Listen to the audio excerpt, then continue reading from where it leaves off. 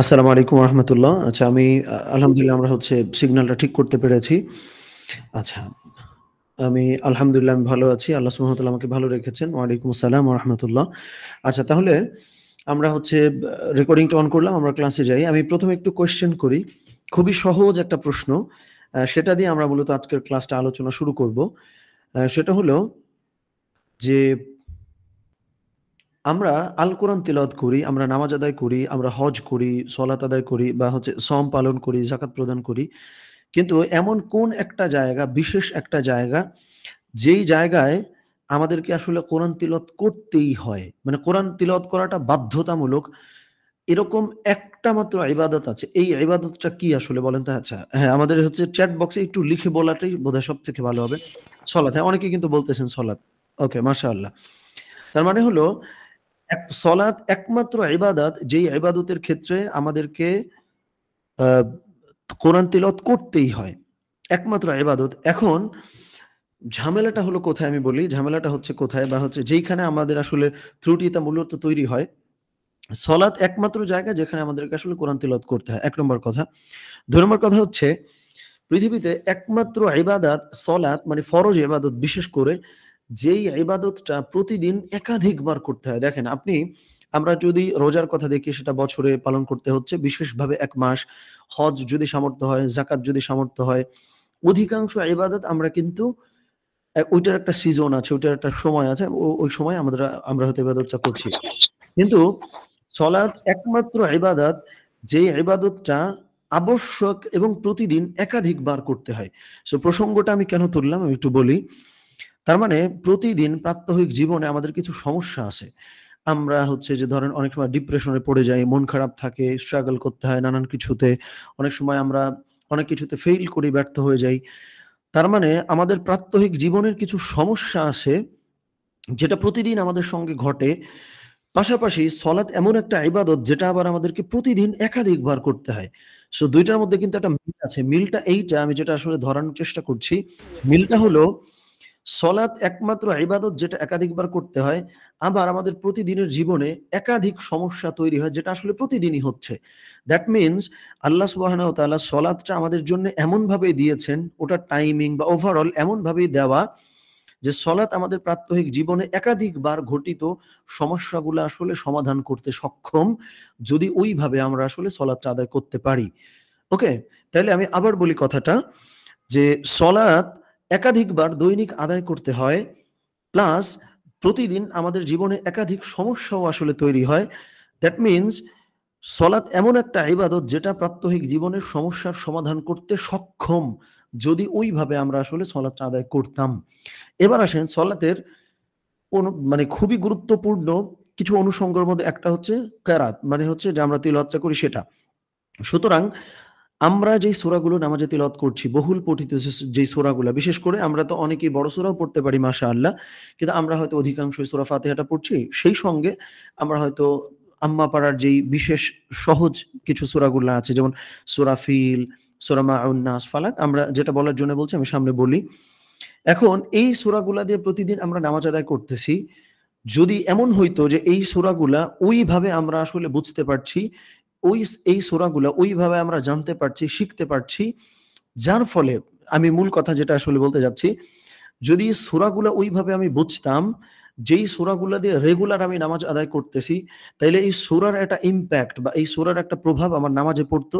নামাজের কারণে আমার সূরাগুলা মানে সূরাগুলা ভালো হওয়ার কারণে আমার নামাজটা ভালো হয়ে যেত। আর যখন নামাজ ভালো হয়ে যাচ্ছে, যেটা হলো আমাদের এই মিশনের স্লোগান, যে সুন্দর নামাজ সমৃদ্ধ জীবন। ওকে? আমি আবার বলি, সুন্দর নামাজ সমৃদ্ধ জীবন।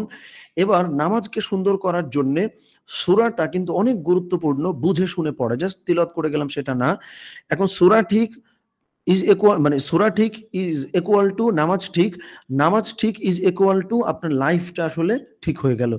এই ধারাবাহিকতাটা আমরা এইজন্য বললাম যে আমরা হলো এই ১৬ টা ক্লাসে আমরা কিন্তু বিশেষ করে ১৬ টা সূরা নিয়ে আলোচনা করব। প্লাস আমাদের প্রাত্যহিক জীবনে ঘটিত কিছু ইস্যু আমরা আসলে সলভ করার চেষ্টা করব। আমরা ইনশাআল্লাহ ঠিক করবার চেষ্টা করব। তো আজকে হলো আমরা সূরা ফাতিহা এবং সূরা দুহা, এই সূরা ২ টা নিয়ে আলোচনা করব এবং আগামীকালের যে ক্লাস, আগামীকাল হচ্ছে আমাদের জীবনের সঙ্গে সংশ্লিষ্ট যে কোনো একটা সমস্যা, যে কোনো একটা ইস্যু, এটা নিয়ে আলোচনা করব। সো আমরা একবার চিন্তা করেছিলাম যে আমরা প্রত্যেক ক্লাসে সূরা প্লাস হচ্ছে যে একটা ইস্যু নিয়ে আলোচনা করি।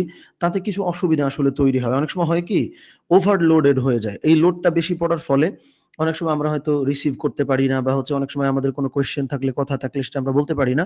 দ্যাটস ওয়াই আমরা প্রতি মঙ্গলবারের ক্লাসে আমরা হচ্ছে চেষ্টা করব ২ টা, মানে ২ টার বেশি হয়ে গেলে আবার হয়তো বেশি হয়ে যাবে। ২ টা করে সূরা প্রতি মঙ্গলবারের ক্লাসে আমরা হচ্ছে একটু ডিফারেন্ট ওয়েতে, এটা আমরা স্ক্রিনটা শেয়ার করলে আপনারা বুঝতে পারবেন ইনশাআল্লাহ। যেই সূরা আমরা অনুবাদটা মনে রাখার জন্য কিছু শব্দার্থ মুখস্থ করাবো। প্লাস হচ্ছে যে ওইটার অনুবাদ এবং অনুধাবন, যেটা হলো ক্লাসিক যে তাফসীর, ওইটা আমরা পড়বো। প্লাস হচ্ছে মডার্ন এই টাইমে, আধুনিক এই সময়ে আমাদের যে সাইকোলজি, আমাদের যে মন মানসিকতা, আমাদের প্রাত্যহিক জীবনের যে ব্যস্ততা, এগুলোর সঙ্গে মিলিয়ে আল কোরআনের সূরাগুলোকে আমরা আসলে কিভাবে অনুধাবন করব, কিভাবে উপলব্ধি করব, কিভাবে আমরা সেগুলো পড়ব, ইনসাইট গুলা কিভাবে আমরা আসলে ধরতে পারবো, এই চর্চাগুলো আমরা করব। তাইলে কি হবে? তাইলে আমাদের নামাজটা সুন্দর হয়ে যাবে ইনশাআল্লাহ, এবং নামাজের থ্রুতে অন্যান্য জীবনে যা আমাদের ঘটে সেগুলো ইনশাআল্লাহ ঠিক হয়ে যাবে। এই জিনিসগুলো আমার মনে হয় যে কয়েকটা ক্লাস আমাদের হলে আমরা আস্তে, আস্তে ইনশাআল্লাহ ধরতে পারবো। কোনো অসুবিধা আই হোপ হবে না।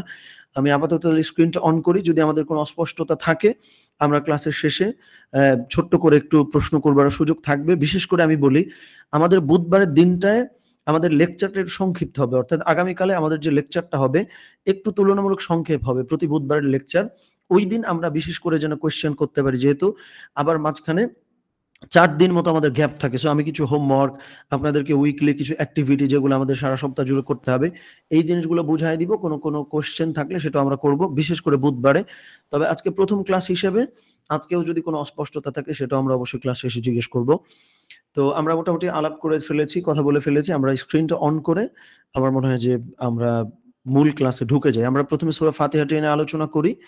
আ এবং শুধু আলোচনা না, আমি একটু বলি, আমাদের কিন্তু আসলে মুখস্থও করা লাগবে। মুখস্থ করা লাগবে বলতে হলো, ক্লাসের মধ্যে আমি ৫ মিনিট ১০ মিনিট আমি সময় দিব, যেই সময়টা আমাদেরকে আসলে মুখস্থ করতে হবে। যেমন আমি একটু দেখাই, স্ক্রিনটা একটু বড় করছি আমি। আচ্ছা, তার আগে ১ টা মিনিট, আমাদের বোধহয় কেউ জয়েন করতে চাচ্ছেন, কোনো কারণে লিঙ্ক পাচ্ছেন না। আমি একটু ১ টা মিনিট আমাকে সময় দেন, যে কোনো কারণে আমাদের কেউ লিঙ্কটা পাচ্ছে কিনা। আচ্ছা, আমি হচ্ছে জি, আচ্ছা, ১ টা মিনিট। আমাদের হচ্ছে টেকনোলজি নিয়ে যেহেতু আমরা কাজ করছি, সো এটার আসলে সুবিধা-অসুবিধা ২ টাই আছে। সো আচ্ছা, ১ টা মিনিট, আমি বোধহয় পেয়ে গেছি।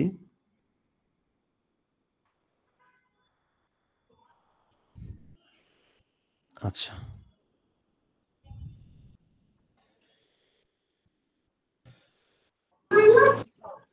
আচ্ছা, ঠিক আছে ইনশাআল্লাহ। আমার মনে হয় যে এখন মোটামুটি ঠিক হয়ে গেছে। যাক, মাশাআল্লাহ, ঠিক আছে। তাহলে আমরা হলো আ সূরা ফাতিহাটা নিয়ে আমরা হচ্ছে ১ম এ কথা বলব, এবং যেটা আপনাদেরকে মুখস্থ করতে হবে আমি একটু বলে দিই। যেমন ধরেন আমি ক্লাসের মধ্যে অনুবাদটা বললাম আর হচ্ছে অনুধাবনটা আলোচনা করলাম। এখন আমি যদি জাস্ট ধরেন অনুবাদ বললাম আর অনুধাবন বললাম, এটা কিন্তু আপনাদের আসলে মনে থাকবে না। আপনাদের বলতে আমি যেটা বোঝাচ্ছি যে সাধারণত আমরা আলহামদুলিল্লাহি রাব্বিল আলামিন, যেটার অর্থ সমস্ত প্রশংসা আল্লাহ সুবহানাহু ওয়া তাআলার জন্য, আর রহমানির রহিম, দয়াময় দয়ালু। এইভাবে জাস্ট আয়াত এবং অনুবাদ যদি পড়ি, তাহলে এটা কিন্তু দীর্ঘদিন আসলে মনে থাকে না। সো দীর্ঘদিন মনে রাখার জন্য একটা প্রক্রিয়া হলো, যেই অনুবাদগুলো আমরা আসলে পড়তেছি, যে আয়াতের অর্থ আমরা মুখস্থ করতেছি, ওই আয়াতের মধ্যে থাকা কিছু শব্দার্থ, কিছু কিওয়ার্ড, এগুলা আলাদাভাবে আসলে মুখস্থ করে ফেলা। তাইলে কিন্তু আয়াতের অনুবাদটা আসলে দীর্ঘদিন মনে থাকে। তো এটার জন্য আমরা কিছুক্ষণ পরে আমরা এগুলো মুখস্থ করাবো ক্লাসের মধ্যেই। সো এই অনুবাদটা শব্দার্থ মুখস্থ করার পরে মূলত আমরা আসলে যেটা করব, চলেন আমরা আলোচনার মধ্যে ঢুকে যাই। যে বিশেষ আলোচনাগুলা, যেহেতু সূরা ফাতিহা প্রতিদিন আমরা বারবার পড়ছি সলাতে। কিন্তু এই সূরা ফাতিহা পড়ে আমাদের জীবনে আসলে ওই পরিবর্তনগুলা আসতেছে কিনা আমি ওইটা একটু টাচ করায় দিব। তাইলে যেটা হবে, ওই যে আমি শুরুতে বললাম যে প্রতিদিন আমাদের জীবনে অনেক ধরনের অসুবিধা তৈরি হয়। প্রতিদিন তো আবার আমরা সলাতও আদায় করি। তাইলে প্রতিদিনের সলাত দিয়ে প্রতিদিনের প্রবলেম গুলো তো সলভ করতে পারার কথা ছিল। প্রতিদিনের সলাত দিয়ে প্রতিদিন আমরা যে সময়ের ভেতর দিয়ে যাই, যে পরিস্থিতির ভেতর দিয়ে যাই, সেগুলো তো সলভ করতে পারার কথা ছিল। বা আমাদের তো আরো ভালো হবার কথা ছিল, যেহেতু প্রতিদিন আমরা সালাত আদায় করতেছি এবং সূরা ফাতিহাটা প্রতিদিন তেলাওয়াত করতেছি। দেখেন সূরা ফাতিহার মধ্যে কি আছে এটা অনুধাবন যদি আমরা করি, দুইটা ফায়দা। ফার্স্ট অফ অল, আমরা নামাজে অনেক বেশি মনোযোগী হইতে পারবো, যেহেতু আমরা অর্থটা বুঝতে পারছি। সেকেন্ড অফ অল, এবং সবথেকে গুরুত্বপূর্ণ যেটা আমার কাছে মনে হচ্ছে, যখনই আমি সূরা ফাতিহাটা বুঝে পড়বো, তাইলে তখনই আমি হচ্ছে যে এই সূরা ফাতিহা আমার জীবনে আসলে প্রভাব ফেলতে সক্ষম হবে। চলেন আমরা শুরু করছি ইনশাআল্লাহ। তাহলে আউযু বিল্লাহি মিনাশ শাইতানির রাজিম। বিসমিল্লাহির রহমানির রহিম। আলহামদুলিল্লাহি রাব্বিল আলামিন। সমস্ত প্রশংসা জগৎসমূহের রব আল্লাহর জন্য। ক্লাসিক তাফসির, আমরা আসলে দুটো ব্যাখ্যা রেখেছি। একটা হলো ক্লাসিক তাফসির, আমরা ক্লাসিক তাফসিরটা সাধারণত ইবনে কাসির থেকে গ্রহণ করি। অর্থাৎ আমাদের একটু লক্ষ্য করি, আমরা এইখানে আমাদের প্রথমত এই যে আমি একটু হাইলাইট করে দিলাম, এটা হচ্ছে ইবনে কাসির থেকে আমরা গ্রহণ করেছি। আর প্রত্যেকটা আয়াতের একটা আধুনিক ব্যাখ্যা, যেটা হলো আমরা যেটা আমি মানে এইভাবেই ক্লেম করতে পারি, দাবি করতে পারি যে যেটা আমি আসলে নিজস্ব স্টাডি করে রিসার্চ করে আমি বের করেছি, যেহেতু আমি আসলে প্রোডাক্টিভিটি এবং পার্সোনাল ডেভেলপমেন্ট এটা নিয়ে কাজ করছি। সো প্রত্যেকটা আয়াতের যে ক্লাসিক তাফসির থাকে, এটা আমরা ইবনে কাসির থেকে গ্রহণ করেছি। এটা মৌলিক ব্যাখ্যা প্লাস হচ্ছে আধুনিক ব্যাখ্যা, যেটা ধরেন আমাদের সময়ের সঙ্গে মিলিয়ে আল কোরআনের প্রত্যেকটা আয়াত থেকে আমরা আসলে বের করবার চেষ্টা করেছি। তাহলে দেখেন সূরা ফাতিহার আলহামদুলিল্লাহি রাব্বিল আলামিন ক্লাসিক যে তাফসির, সমস্ত প্রশংসা সমস্ত প্রশংসা আল্লাহর জন্য, যিনি সৃষ্টি জগতের বা জগৎসমূহের রব। এখানে রব শব্দটি আল্লাহর প্রতিপালন ক্ষমতা ও অধিকারকে বুঝায়। তিনি প্রতিটি জীবকে সৃষ্টি, লালন পালন এবং পরিচালনা করেন। এটা হলো মৌলিক ব্যাখ্যা। এবার আসেন আমরা মনোবিজ্ঞানের আলোকে বা আধুনিক কোন ব্যাখ্যাটা গ্রহণ করছি এখান থেকে। মনোবিজ্ঞান বলে গ্র্যাটিটিউড জার্নালিং বা কৃতজ্ঞতার অনুশীলন মানসিক স্বাস্থ্যের উন্নতি করে। সামাজিক মিডিয়া বা উপভোগবোধী সংস্কৃতির যুগে কৃতজ্ঞতা আমাদের অপ্রয়োজনীয় আকাঙ্ক্ষা থেকে দূরে রাখে। পাশাপাশি এই আয়াত আমাদেরকে পজিটিভিটির চর্চা করতে অনুপ্রাণিত করে। আমি এখানে কিন্তু একটু মার্ক করে দিয়েছি, একটু হাইলাইট করেছি, একটু বোল্ডও করেছি দুইটা জিনিস। সূরা ফাতিহা প্রতিদিন সালাতে আমরা পাঠ করছি আলহামদুলিল্লাহি রাব্বিল আলামিন। এই আয়াতের ভেতর থেকে আমাদের জীবনের জন্য, যাপিত জীবনের জন্য খুবই গুরুত্বপূর্ণ দুইটা জিনিস আমরা খুঁজে পেয়েছি। একটা হলো গ্র্যাটিটিউড জার্নালিং, আর একটা হচ্ছে পজিটিভিটির চর্চা। গ্র্যাটিটিউড জার্নালিং ব্যাপারটা আসলে কি? এটা হলো শুকরিয়া আদায় করা বা কৃতজ্ঞতা আদায় করা। যেমন দেখেন রাসূলুল্লাহ সাল্লাল্লাহু আলাইহি ওয়াসাল্লাম আল্লাহর কাছে ক্ষমা চাইতেন, তওবা করতেন, ইস্তিগফার পাঠ করতেন। তখন তাকে জিজ্ঞেস করা হতো, প্রিয় নবীজি সাল্লাল্লাহু আলাইহি ওয়াসাল্লামকে, যে আপনার সমস্ত কিছু তো আল্লাহ সুবহানাহু ওয়া তাআলা ক্ষমা করে দিয়েছেন। আপনি তাহলে কিসের জন্য ক্ষমা চান আল্লাহর কাছে? তখন কিন্তু নবীজি বলতেন যে, তোমরা কি চাও না আমি কৃতজ্ঞ একজন বান্দা হই? তোমরা কি চাও না যে আমি শুকরগুজারি বান্দা হই? অর্থাৎ নবীজি সাল্লাল্লাহু আলাইহি ওয়াসাল্লাম কিন্তু কৃতজ্ঞতার প্র্যাকটিস আসলে করাইতেন বা নিজেও আসলে করতেন, যেটা আধুনিক এই সময়ে ধরেন আমাদের হিউজ এক্সপেকটেশন, আমরা যখন কোনো কাজ করছি, আবার আমরা ধরেন সোশ্যাল মিডিয়াতে যখন ঢুকি, অমুকে মালদ্বীপস গেছে, অমুকে থাইল্যান্ডে গেছে, অমুকে হচ্ছে ইন্ডিয়াতে গেছে, অমুকে এই দেশে গেছে, ওই দেশে গেছে। আমরা কিন্তু হজ করার ব্যাপারটা এই জন্য বলতেছি না, এটা তো পজিটিভ জিনিস। হজ করতে যাওয়ার জন্য যদি আমাদের ভেতর আফসোস হয়, এটা কিন্তু খুবই ভালো। সুতরাং এইটা আমি বলতেছি না।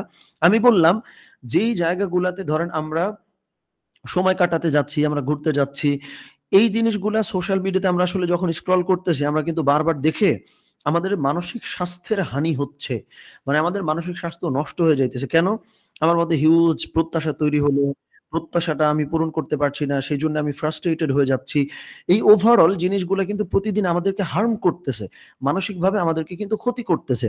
সুতরাং আমি যখনই আলহামদুলিল্লাহি রাব্বিল আলামিন বলে নামাজটা আদায় করলাম, যদি আমি বুঝে আদায় করতাম, তাইলে যেটা হইতো, এই যে কৃতজ্ঞতার যে প্র্যাকটিস করা, যেটাকে গ্র্যাটিটিউড জার্নালিং আমরা বলতে পারি, যে আমার কি, কি দিক ভালো আছে, আল্লাহ আমাকে কি, কি দান করেছেন, আলহামদুলিল্লাহি রাব্বিল আলামিন, আমি শুকরিয়া আদায় করতেছি।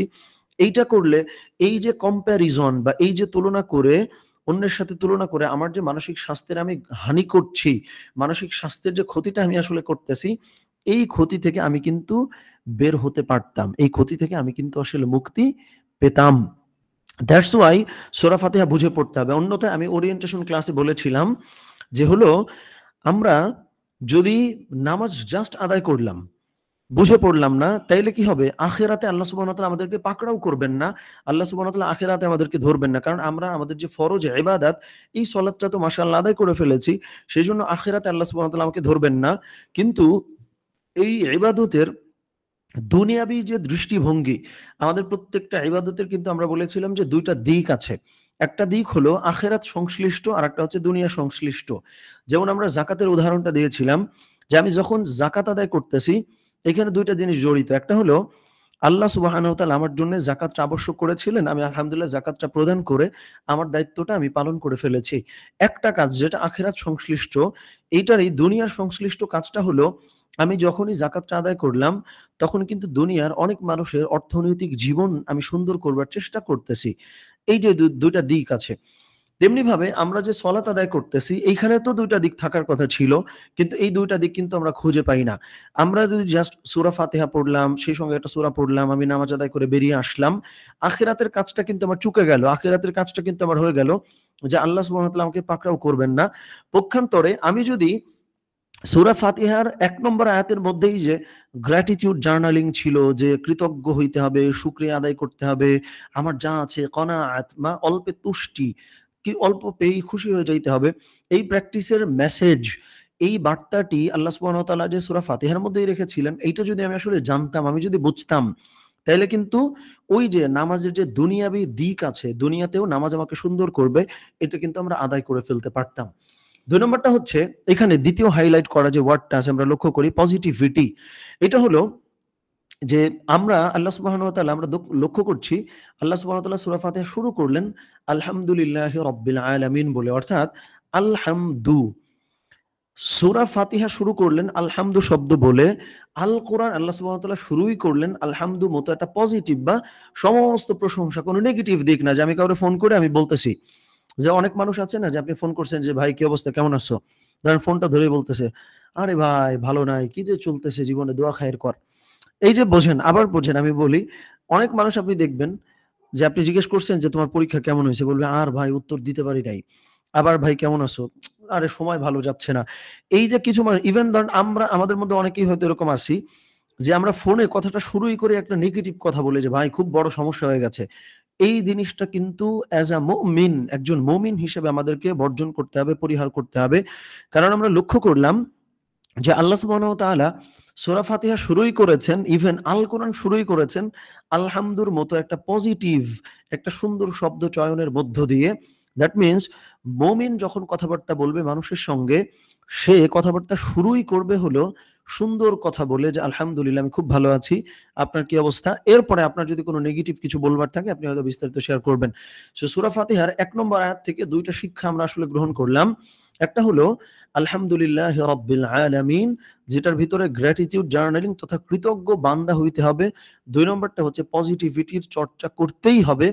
এই ২ টা প্র্যাকটিস যদি আমি আসলে বুঝতাম, এটা পড়ে বা এটা বুঝে আমি যদি সূরা ফাতিহাটা পাঠ করতাম যে আলহামদুলিল্লাহি রাব্বিল আলামিন, তাইলে এই সূরা ফাতিহা আমার জীবন কিন্তু বদলায় ফেলতে পারত। এই সূরা ফাতিহা কিন্তু আমার জীবন বদলানোর জন্যে ভূমিকা পালন করতে পারত। কিন্তু আমি কি শুধু সূরা ফাতিহার পাঠ করলাম, নামাজ আদায় করে মসজিদ থেকে বের হয়ে গেলাম। এইটা আমার জীবন কিন্তু বদলাইতে পারতেছে না। বিকজ কেননা আমি সূরা ফাতিহাটা তো বুঝে পাঠ করি নাই। আমি জাস্ট আলহামদুলিল্লাহি রাব্বিল আলামিন পাঠ করলে সওয়াব হবে সেইজন্য পড়ে চলে গেছি। চলেন আমরা ২ নম্বর আয়াতে চলে যাই। ২ নম্বর আয়াতে আর রহমানির রহিম আল্লাহ সুবহানাহু ওয়া তাআলা বলেছেন, এখানে দয়াময় দয়ালু, যদি আমরা ক্লাসিক তাফসীরটা দেখি, আল্লাহর অপরিসীম দয়া ও করুণা প্রকাশ করে এই আয়াতটি। এটি আমাদের স্মরণ করিয়ে দেয় যে আল্লাহ ক্ষমাশীল ও পরম দয়ালু। আধুনিক ব্যাখ্যা, বর্তমান সমাজে মানুষ নিজেদের ভুলের জন্য আত্মগ্লানিতে ভোগে। খুবই গুরুত্বপূর্ণ কিন্তু পয়েন্ট। আমরা একটু দয়া করে বুঝি। যদি মনে হয় যে একটু লম্বা হয়ে যাচ্ছে, আমরা প্রয়োজনে সূরা ফাতিহাটা আজকের ক্লাসে আলোচনা করব ১ম ক্লাসে। যেহেতু আমাদের আলহামদুলিল্লাহ ১৬ টা ক্লাস হবে, প্রয়োজনে আমরা ২-১ টা ক্লাস বাড়িয়েও দেব। সো তারপরেও আমরা তাড়াহুড়াও করব না। আমরা একটু কষ্ট করে শুনবো, বোঝার চেষ্টা করব। যেহেতু সূরা ফাতিহাটা বেশ গুরুত্বপূর্ণ, আমরা প্রতিনিয়ত এটা পাঠ করতে হয়। সো সূরা ফাতিহার মধ্যে জীবন বদলানো কি মেসেজ আল্লাহ সুবহানাহু ওয়া তাআলা আমাদেরকে দিয়েছেন, ওইটা আমরা আসলে রিসিভ করব, ওইটা আমরা আসলে গ্রহণ করব। সেই চেষ্টাটা আমাদের মধ্যে যেন থাকে। তাহলে লক্ষ্য করেন, আর রহমানির রহিম সূরা ফাতিহার ২ নম্বর আয়াতে যেটা আছে, আল্লাহ সুবহানাহু ওয়া তাআলা বলতেছেন দয়াময় দয়ালু। আধুনিক ব্যাখ্যা: বর্তমান সমাজে মানুষ নিজেদের ভুলের জন্য আত্মগ্লানিতে ভোগে। আল্লাহর ক্ষমার কথা আমাদের শিখায় আত্মগ্লানি থেকে বের হয়ে ইতিবাচক জীবন শুরু করা। কর্পোরেট বা পেশাগত জীবনে গঠনমূলক সমালোচনা ও ক্ষমার মানসিকতা নেতৃত্বের গুরুত্বপূর্ণ গুণ। আমরা কিন্তু সংক্ষেপে লিখছি, মানে এখানে তো আসলে বিস্তারিত লিখবো না, এটা যেহেতু আমাদের হচ্ছে যে ক্লাসের কোর ম্যাটেরিয়াল, সো এখানে আমরা সংক্ষেপে রেখেছি, আমরা আলোচনাটা একটু বিস্তারিত করছি।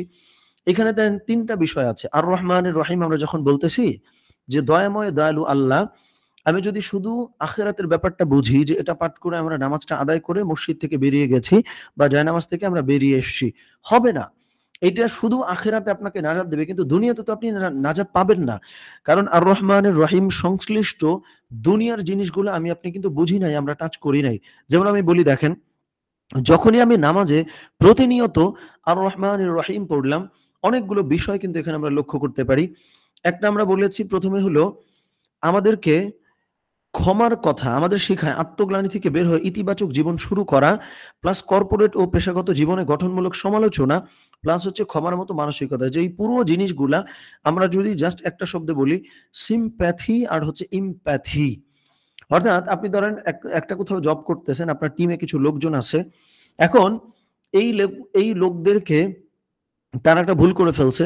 এখন আপনি একদম ঝাড়ি-টাড়ি দিয়ে বকা-টকা করে একদম অস্থির অবস্থা। কিন্তু না, এই প্র্যাকটিস কিন্তু একজন মুমিন করবে না, যেই মুমিন সূরা ফাতিহাতে আর রহমানির রহিম বলে নামাজ থেকে ফারিগ হয়েছে। কারণ সে এখান থেকে দেখে আসলো নামাজের ভিতর যে আল্লাহ সুবহানাহু ওয়া তাআলা দয়ার চর্চা করতে বলেছেন, ইরহাম মান ফিল আরদি ইয়ারহামুকুম মান ফিস সামা। জমিনে যারা আছে তোমরা তার প্রতি দয়া করো, আকাশে যিনি আছেন তিনি তোমাদের প্রতি দয়া করবেন। সো আর রহমানির রহিম আমি যখন বলতেছি, তখন কিন্তু আমি গঠনমূলক সমালোচনা করা, অন্যকে ক্ষমা করতে পারা, অন্যের অবস্থাটা বুঝতে পারা যে অমুকে আমাকে এই কথাটা বলেছে, মেবি ও জীবনে যে পজিশনে আছে বা ওই যে অবস্থায় আছে, সেই জায়গায় ও হয়তো কথাটা বলেছে। আমরা যে খুব দ্রুত রিঅ্যাক্ট করে বসি, আমরা যে খুব দ্রুত রাগ করে বসি, এই প্র্যাকটিসটা ওই মানুষটা করতো না বা ওই মানুষটা করবে না যে সূরা ফাতিহা তথা নামাজ বুঝে শুনে আসলে আদায় করেছে। ওই মানুষটা বকা দিবে মসজিদ থেকে বের হয়ে নামাজ পড়েই, যেই মানুষটা সূরা ফাতিহার আর রহমানির রহিম বুঝে পড়ল না। তাইলে সূরা ফাতিহার ২ নম্বর আয়াত তথা আর রহমানির রহিম, এখান থেকে আমরা তাহলে কি গ্রহণ করলাম? আমরা কর্পোরেট জীবনে বা পেশাগত জীবনটা বিশেষভাবে কেন উল্লেখযোগ্য, যে মানুষ যখন ভুল করে আমরা রিঅ্যাক্ট করে বসি, আমরা রাগ করে বসি। এই জায়গায় আমাদেরকে গঠনমূলক সমালোচনা করতে হবে। আমাদের মধ্যে সিম্প্যাথি এবং এমপ্যাথি থাকতে হবে, যে অন্যের অবস্থাটা বুঝতে হবে যে অন্য কেন এই কথাটি বলেছে, এবং আমাদের নিজেদেরকে অন্যের অবস্থানে রেখে অন্যকে বিচার করতে হবে। কেউ একটা কথা বললে আমরা রিঅ্যাক্ট করে বসবো। এই প্র্যাকটিস যেই ব্যক্তি নিয়মিত বুঝে নামাজ আদায় করে সে কিন্তু করবে না। সেই প্র্যাকটিসটা আল্লাহ সুবহানাহু ওয়া তাআলা আমাদেরকে আর রহমানির রহিম বলে এই আয়াতের মধ্যে কিন্তু শিখিয়েছেন। এবার চলেন পরবর্তী আয়াতে আমরা যাই, যে আল্লাহ সুবহানাহু ওয়া তাআলা মালিকি ইয়াউমিদ্দিন, কর্মফল দিনের মালিক, আল্লাহ কিয়ামতের দিনের মালিক। এই আয়াতে যেটা বুঝিয়েছেন আল্লাহ সুবহানাহু ওয়া তাআলা, লক্ষ্য করি আমরা একটু, যে ইয়াউমুদ্দিন অর্থ আমরা ক্লাসিক তাফসীরটা আগে একটু দেখব। ইয়াউমুদ্দিন অর্থ হলো প্রতিদানের দিন, যেদিন প্রত্যেককে তাদের আমল অনুযায়ী পুরস্কার বা শাস্তি দেয়া হবে। আধুনিক ব্যাখ্যা যেটা আমরা আসলে গ্রহণ করছি মালিক ইয়াউমিদ্দিন থেকে, সেটা আমি যদি একটু সংক্ষেপে বলি, আমরা অ্যাকাউন্টেবিলিটি, তারপর হচ্ছে যে কর্মক্ষেত্রে এথিক্স এর চর্চা করা, এই ওভারঅল জিনিসগুলো আমরা কিন্তু মালিক ইয়াউমিদ্দিন এই আয়াত থেকে আসলে শিখতে পেরেছি। যেমন দেখেন, আজকের সমাজে যখন দুর্নীতি, অন্যায় বা স্বার্থপরতা বাড়ছে, এই আয়াত আমাদের শেখায় প্রতিটি কাজের জন্যে একটি ন্যায্য বিচার রয়েছে। এটি কর্মক্ষেত্রে এবং দৈনন্দিন জীবনে এথিক্স বা নৈতিকতার গুরুত্ব প্রকাশ করছে। যেমন মালিক ইয়াউমিদ্দিন বলতে আমরা জাস্ট পড়ে গেলাম যে বিচার দিবসের মালিক আল্লাহ সুবহানাহু ওয়া তাআলা। কিন্তু এই পড়াটা এক জিনিস, আরেকটা হলো ধরেন একটা মানুষ সে অফিসে জব করতেছে। জবের মাঝখানে সে হয়তো তাকে সুযোগ দেয়া হয়েছে বা সময় দেয়া হয়েছে যে তোমরা মসজিদে গিয়ে নামাজটা আদায় করে আসো। এখন সে আল্লাহ সুবহানাহু ওয়া তাআলার সামনে দাঁড়িয়ে যখন মালিক ইয়াউমিদ্দিন পড়তেছে, সে কিন্তু বিচার দিবসের মালিক যে আল্লাহ সুবহানাহু ওয়া তাআলা এইটা বলে আসলো। কিন্তু পক্ষান্তরে আপনার পাশে আরেকটা মানুষ হয়তো মসজিদে নামাজ পড়তে গেছে, সে হয়তো একটু রেস্ট করতেছে যে আরে আস্তে অফিসে যাই। মানে আমি কোনটা ধরানোর চেষ্টা করতেছি আমরা একটু বুঝি। আমি এরকম অনেক মানুষ না, আমি কাউকে আসলে দেখেছি যারা অফিস থেকে যখন নামাজের ব্রেকটা দেয়া হয় বা ছুটিটা দেয়া হয়, অনেকে এই ব্রেকটার পেয়ে বা এই সুযোগটা পেয়ে অফিসে একটু দেরি করে ঢোকে বা কাজটা একটু দেরি করে শুরু করে। কারণ সে যদি বলে যে বস আমি নামাজে ছিলাম, তাইলে হয়তো তাকে কিছু বলা হবে না। কথাটা এইজন্য বললাম, এই নামাজে একটু আগে আমি মালিক ইয়াউমিদ্দিন বলে অ্যাকাউন্টেবিলিটি বা হচ্ছে এথিক্স এর চর্চা করে আসছি বা প্র্যাকটিসটা করে আসছি। সেই আমি মসজিদে জাস্ট বসে আছি। আমি হয়তো আ দেরিতে আমি কাজে ব্যাক করতেছি। এই কাজটা আমি করলাম। তার মানে হচ্ছে এটা কিন্তু আমার কাজের সঙ্গে বৈপরীত্য তৈরি করতেছে। যেই সলাতটা আমি একটু আগে আদায় করে আসছি, এটার সঙ্গে এটা কিন্তু সামঞ্জস্যপূর্ণ আসলে না। সো এই জিনিসটা আমরা সূরা মালিক ইয়াউমিদ্দিন থেকে আমরা আসলে জানতে পেরেছি, আমরা আসলে বুঝতে পেরেছি। আচ্ছা, আমরা পরবর্তী আয়াত বলার আগে একটু বলি, আ আচ্ছা, আমার স্ক্রিনটা কি দেখা যাচ্ছে? আমাদের বোধহয় চ্যাট বক্সে কেউ বললেন যে স্ক্রিনটা বোধহয় দেখা যাচ্ছে না। স্ক্রিনটা কি দেখা যাচ্ছে? চ্যাট বক্সে একটু আমাকে লিখে জানান তো স্ক্রিনটা দেখা।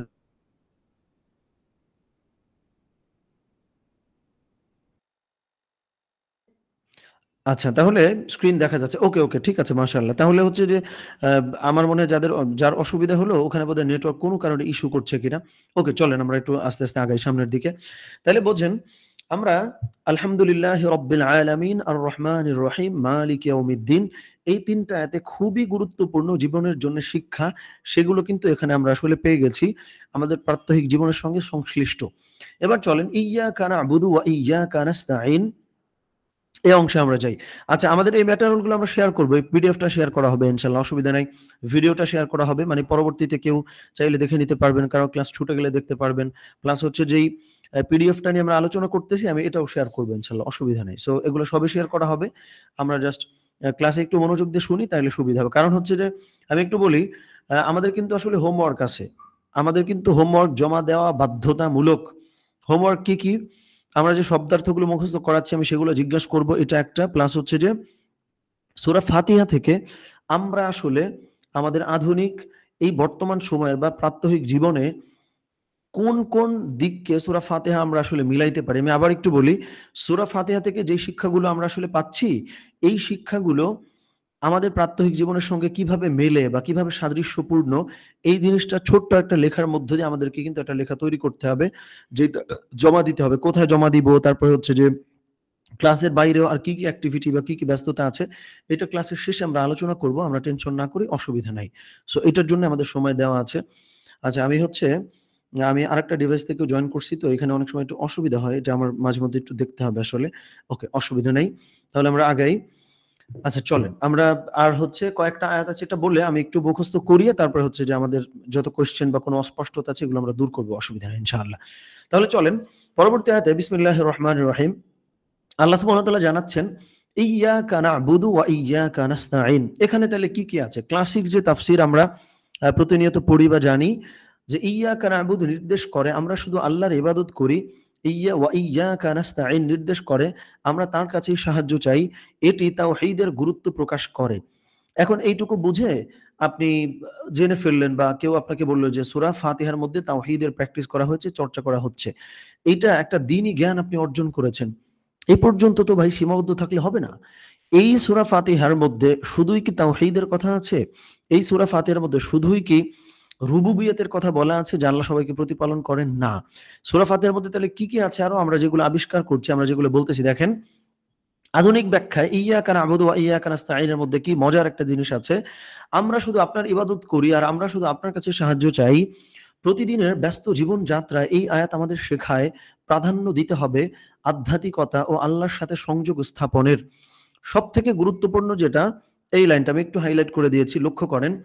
সেলফ হেল্পের যুগে এটি আমাদের মনে করিয়ে দেয় যে প্রকৃত সাহায্য এবং শক্তির উৎস একমাত্র আল্লাহ সুবহানাহু ওয়া তাআলা। আবার বোঝেন, সেলফ হেল্পের এই যুগে আমাদেরকে এটি স্মরণ করিয়ে দেয় যে প্রকৃত সাহায্য এবং শক্তির একমাত্র উৎস আল্লাহ সুবহানাহু ওয়া তাআলা। কথাটা কেন গুরুত্বপূর্ণ আমি বিশেষ করে কেন উল্লেখ করতেছি? কারণ হলো আমরা কিন্তু প্রচুর এই কথাটা শুনেছি। ধরেন সেলফ কনফিডেন্স বা আত্মবিশ্বাস মানেই তো নিজের প্রতি বিশ্বাস। তো এটা কনফিডেন্স মানেই তো মানে সেলফ বিলিফ, নিজের প্রতি কোনো বিশ্বাস রাখা। সো এটা আমরা কনফিডেন্স বললেই হয়। সেলফ হেল্প, তারপরে হচ্ছে কনফিডেন্স, এই কথাগুলা কিন্তু আমরা প্রচুর আসলে শুনি, তাই না? যে আত্মবিশ্বাস বাড়াইতে হবে, সেলফ হেল্প, নিজের যত্ন নিতে হবে, নিজেকে নিজের বুঝতে হবে। এই ক্ষেত্রে আমি একটু বিপরীত কথা বলি, বোঝেন? কথাগুলো আমরা একটু মনোযোগ দিয়ে শুনি। আমরা পরে হয়তো দেখতেও পারবো বা ক্লাসে একটু শুনবো। সবথেকে গুরুত্বপূর্ণ কি, কি তাইলে এই সূরার মধ্যে বা এই সেলফ হেল্প এর মানে ইয়াকা না'বুদু ওয়া ইয়াকা নাস্তাইন আমাদেরকে কিভাবে ধারণা করায় দেয় যে সেলফ হেল্পের এই জামানায় প্রকৃত সাহায্যের উৎস যে একমাত্র আল্লাহ, এটা আমরা আসলে কিভাবে বুঝি? কথাটা হচ্ছে, ধরেন একটা ছোট মানুষ যার বয়স ১২ বছর, কথাটা বোঝেন, যার বয়স হচ্ছে ১২ বছর বা ১৫ বছর। ও কিন্তু যেকোনো কাজ করতে পারবে। মানে হচ্ছে যে ওরে আপনি রাস্তায় নামায় দিবেন, ও দৌড় দিবে। ও হচ্ছে দোকানে যায় যেকোনো জিনিস ধইরা কিনতে চাইবে। বোঝেন, আবার ১০ বছর বা ১২ বছর বা ৮-১০ বছর। ওরে আপনি একটা জিনিস দিলে ও ওইটার তুলতে চাবে। পারুক না পারুক তোলার চেষ্টা করবে। মানে একটা মানুষ যখন এই ধারণার মধ্যে থাকে যে আমাকে ধরার জন্য আমার বাবা আছে, আমাকে ধরার জন্য আমার মা আছে, আমার অভিভাবক আছে, তখন সে কিন্তু চাইলে যেকোনো কিছু করতে পারে। লাইক আমি উদাহরণটা যদি আরেকটু রিলেভেন্ট করে দেই, ধরেন আমরা যারা ইউনিভার্সিটিতে পড়াশোনা করছি অথবা পড়াশোনা শেষ করে ফেলছি, কর্মজীবনে আছি, যারা জীবনে যে হালতে আছি না কেন, আমরা যখন স্কুলে পড়তাম, কলেজে পড়তাম বা ভার্সিটিতে পড়তাম, তখন যেকোনো কাজ আমরা করার সাহস করতাম। যে স্টার্টআপ বা একটা ছোট্ট চল বন্ধুরা মিলে যে চলো একটা ব্যবসা শুরু করি বা হচ্ছে এই কাজ করব, ওই কাজ করব। যখনই আমাদের বয়স 30 পার হয়ে যায়, তখন এই রিস্ক নেওয়ার ক্ষমতা তুলনামূলক কমে যায় যে ভাই একটা ব্যবসা শুরু করব, যদি লস হয় তাহলে কই যাব? যদি 40 পার হয়ে যায় এই রিস্ক আরো, মানে রিস্ক আরো বেড়ে যায় যে না, আমি কোনোভাবেই যে কাজটা করতেছি এর বাইরে কোনো কাজ করব না। তো এই কথাটা কেন বলতেছি বোঝেন? যেই ছেলেটার বয়স বা যেই মেয়েটার বয়স ২০ বছর, ১৮ বছর, ২৫ বছর, ২৬ বছর, ও জানে যে ওর মাথার উপরে ওর পিতামাতা আছে, ওর গার্ডিয়ান আছে। দ্যাটস ওয়াই ও অনেক সাহসী হয়। সেই জিনিসটা কিভাবে আত্মবিশ্বাসের সঙ্গে সংশ্লিষ্ট বোঝেন? যখনই আমি নিজের প্রতি বিশ্বাস জন্মানোর চেষ্টা করব, কথাটা আবার বোঝেন। যখনই আমি শুধু আমার নিজের উপরে বিশ্বাস জন্মানোর চেষ্টা করতেছি, তখন আমি কিন্তু অসহায়। কেন অসহায়? কারণ আমি কারোর উপর ভরসা করতেছি না। আমি নিজের উপর বিশ্বাস করতেছি যে আমি পারবো, আমি পারবো, আমি পারবো, আমি পারবো। তার মানে আপনি কিন্তু একা। আপনি কিন্তু অসহায়। পক্ষান্তরে যেই মুমিন বোঝেন, মানে কিভাবে আল্লাহর উপরে বিশ্বাস করলে যে নিজের উপরে বিশ্বাস বাড়ে, আমি এই জিনিসটা আসলে একটু ধরানোর চেষ্টা করতেছি। সেই জায়গায় আপনি যখন আল্লাহর উপরে প্রবলভাবে বিশ্বাস করবেন, আমি আল্লাহর উপরে ভরসা করলাম, আল্লাহর উপরে বিশ্বাস করলাম, আরে যা আছে কপালে আমি কাজটা করব। তার মানে মানুষ যতই আত্মবিশ্বাসের কথা বলুক না কেন, আত্মা মানে তো আসলে নিজ। বিশ্বাস নিজের উপরে না করে আপনি যত বেশি আল্লাহর উপরে ভরসা করবেন, যত বেশি আল্লাহর উপরে বিশ্বাস করবেন, অদ্ভুতভাবে নিজের উপরে বিশ্বাসটা আসলে বাড়বে। ওয়েস্টার্ন কালচার আমাদেরকে আসলে শেখায় আত্মবিশ্বাস, নিজেরে মানো, নিজে পারবা, নিজে পারবা, নিজে পারবা।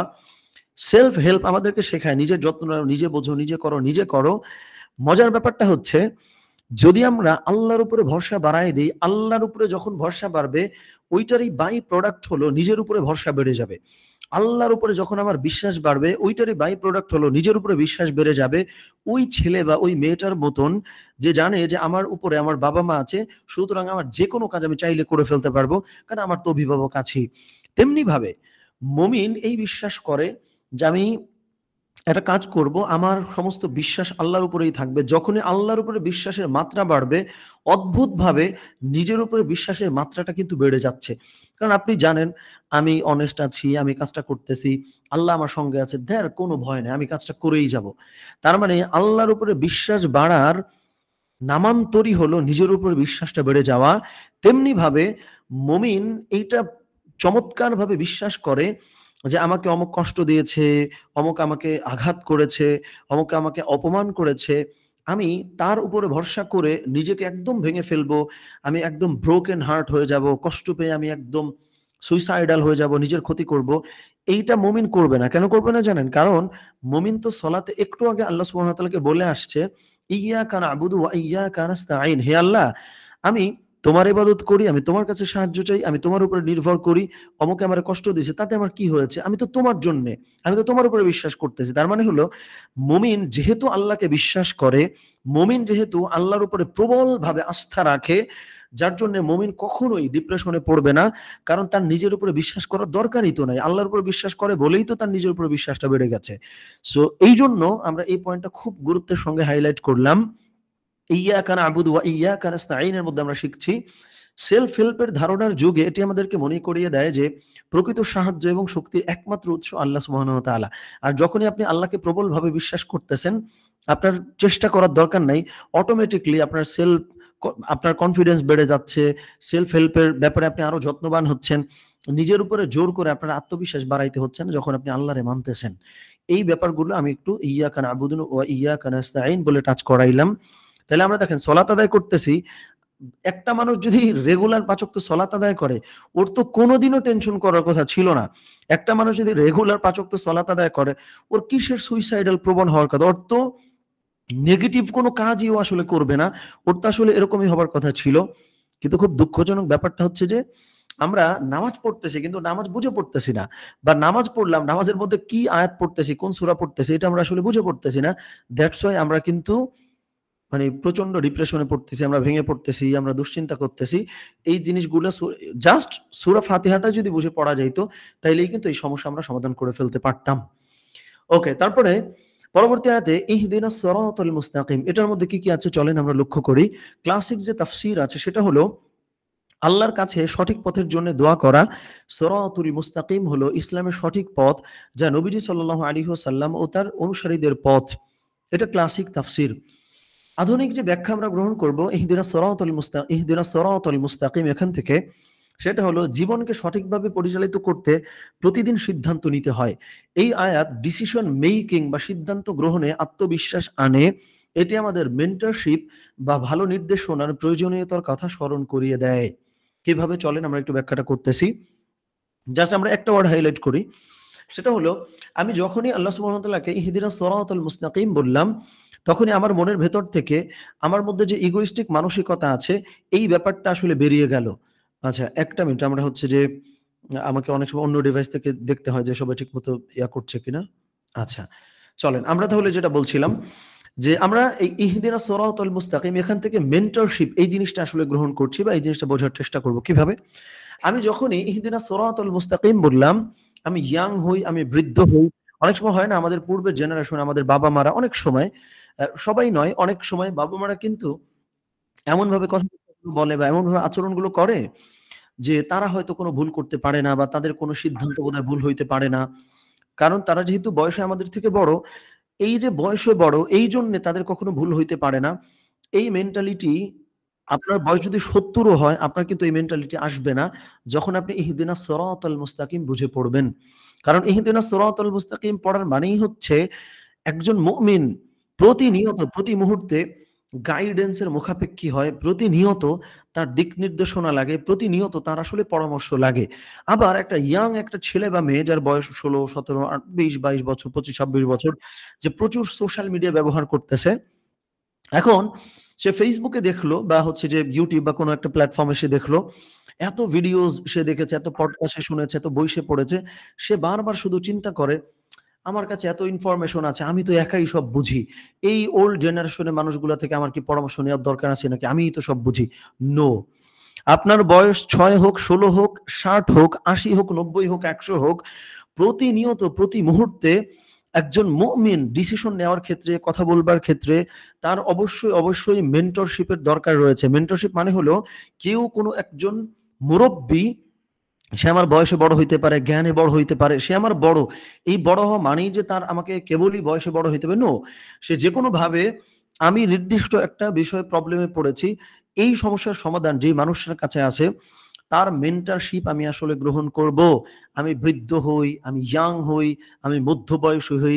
একজন মুমিন যখনই নামাজে ইহদিনাস সিরাতাল মুস্তাকিম পড়ে আসলো, সে এই কথা আল্লাহকে বলে আসলো যে, হে আল্লাহ, আমার আসলে গাইডেন্স লাগে।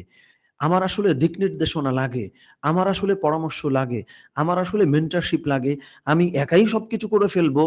আমি আসলে এই ধরনের মানুষ নই। যদি আমার মধ্যে এই মেন্টালিটি থাকে, তাইলে আমি কিন্তু ইহদিনাস সিরাতাল মুস্তাকিম বুঝে পড়লাম না। আমি জাস্ট পড়ে নামাজটা শেষ করে চলে আসছি। সো এই জিনিসটা আমরা ইহদিনাস সিরাতাল মুস্তাকিম থেকে কিন্তু বুঝতে পারছি। পরবর্তীতে চলেন আমরা পরবর্তীতে যাই যে সিরাতাল লাযীনা আন'আমতা আলাইহিম গায়রিল মাগদুবি আলাইহিম ওয়ালাদ-দাল্লিন। এই দুটো আয়াত থেকে আমরা জাস্ট একটা অংশ গ্রহণ করব। আমরা ক্লাসিক তাফসীরটা বলে, আমরা আধুনিক ব্যাখ্যাটা বলে, তারপরে হচ্ছে যে আমি কিছুক্ষণ আপনাদেরকে একটু মুখস্থ করাবো অ্যান্ড দেন হচ্ছে যে আমরা অন্য আলোচনাটা করব ইনশাআল্লাহ। সেটা হলো ক্লাসিক তাফসীর চলেন, সিরাতাল লাযীনা আন'আমতা আলাইহিম গায়রিল মাগদুবি আলাইহিম ওয়ালাদ-দাল্লিন। আল্লাহর কাছে সঠিক পথের জন্য দোয়া করা, সিরাতুল সিরাতুল মুস্তাকিম হলো ইসলামের সঠিক পথ, যা নবীজি সাল্লাল্লাহু আলাইহি ওয়াসাল্লাম ও তার অনুসারীদের পথ। এখানে বলা হয়েছে যে আল্লাহর অনুগ্রহ প্রাপ্তদের জন্য প্রার্থনা করতে এবং যারা আল্লাহর ক্রোধ ও পথভ্রষ্টতায় পড়েছে তাদের পথ থেকে দূরে থাকার জন্য দোয়া করতে। মাগদুব হলো ইহুদিরা, যাদের উপর আল্লাহর ক্রোধ নেমে এসেছিল। দলিন হলো খ্রিস্টানরা, যারা সত্য থেকে পথভ্রষ্ট হয়েছে। আধুনিক ব্যাখ্যা: আমরা প্রায় জীবনে ভুল রোল মডেল অনুসরণ করি। এই আয়াত আমাদের শেখায় সঠিক পথের জন্য রোল মডেল বেছে নিতে। এটি সামাজিক যোগাযোগ মাধ্যমের যুগে প্রভাবিত না হয়ে আত্মসচেতনতা এবং জ্ঞান অর্জনের গুরুত্ব তুলে ধরে। কিভাবে জিনিসটা আমরা একটু ব্যাখ্যাটা করতেছি। আল্লাহ সুবহানাহু ওয়া তাআলা বোঝেন, আল্লাহ সুবহানাহু ওয়া তাআলা যখনই এখানে দুটো শ্রেণী উল্লেখ করলেন, কি কি বোঝেন, আল্লাহ কিন্তু শুধু এটা বলে আয়াতটা শেষ করতে পারতেন, সিরাতাল্লাযীনা আন'আমতা আলাইহিম, যে হে আল্লাহ আমাকে এমন পথ দান করো বা আমাকে সরল সঠিক পথ দান করো।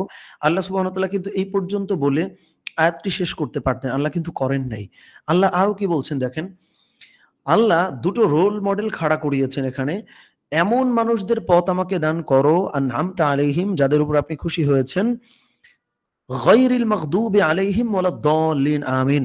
ওই মানুষগুলা না যাদের উপর আপনি রাগ করেছেন, যারা পথভ্রষ্ট হয়ে গেছে।